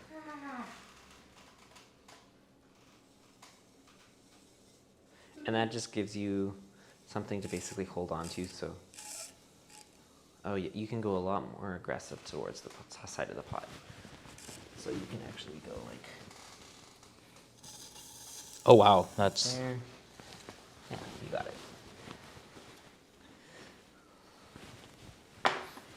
how do I Yeah, and then just like schlep it and then off? yeah, and then basically you go. I always start a little bit wider, and then go in towards where you cut to. And sometimes it will go push right back into the piece, and that's okay. And what that does is it just gives you a nice kind of line to trim on for the next week. So typically you'd take a class and you'd throw like week 1. Okay. And then the start of the next class, you would start trimming your pots. But I don't have pots for you to trim. Okay, so So you can take the water out, make sure that's good. I'll get you a cutting wire. When you're pulling with the cutting wire, you want to make sure that it's nice and taut. okay. Because if it is loose, you can cut through the bottom of your pot. Oh no, Oh no. this could again- be all for nothing. Yeah. Because right now I feel like it's a tie. It is, it is. Yeah, Because so- they're just so pretty in their own Yeah. way. Wow. Okay. Okay, so we gotta pull it nice and taut, Yeah. Okay. and then go here. Yep. Exactly. Ooh. Oh my gosh. Yeah. Okay. Okay. Clean Okay. it, yeah. Yeah.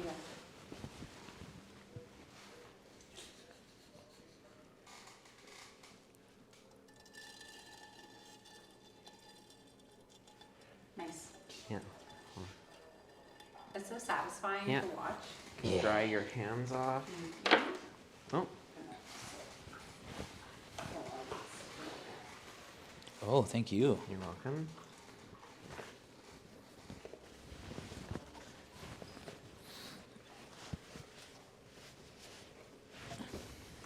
Okay, and we're gonna put yours both on the same board Sounds good.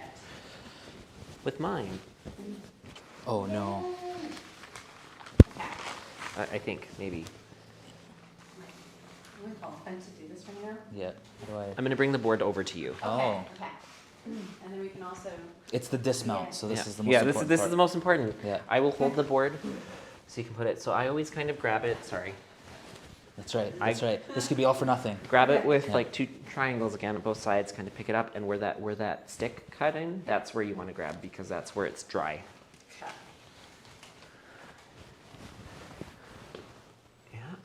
Beautiful. Yep, yep, Oh. yep. Yeah. Oh. Oh, they're like two little friends. Oh. Yes. Nice. Beautiful. Stay. Be good. There we go. Awesome. Yay! That was so much fun. It was. I enjoyed it. It was great. However, I must ask. Who won? That's right. I did. Yeah.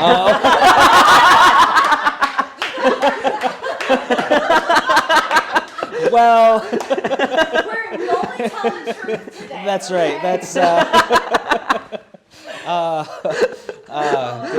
good stuff. Yes. Well, yeah.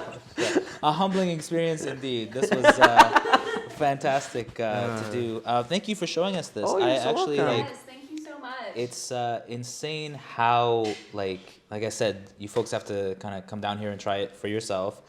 Surely, if I can do it, you can too. But it was like the pace at the wheel and trying to keep track of so many things. Like at some point, it's like a lot, but in other facets, like you're 100% right. Yeah. It's very like once you get into it.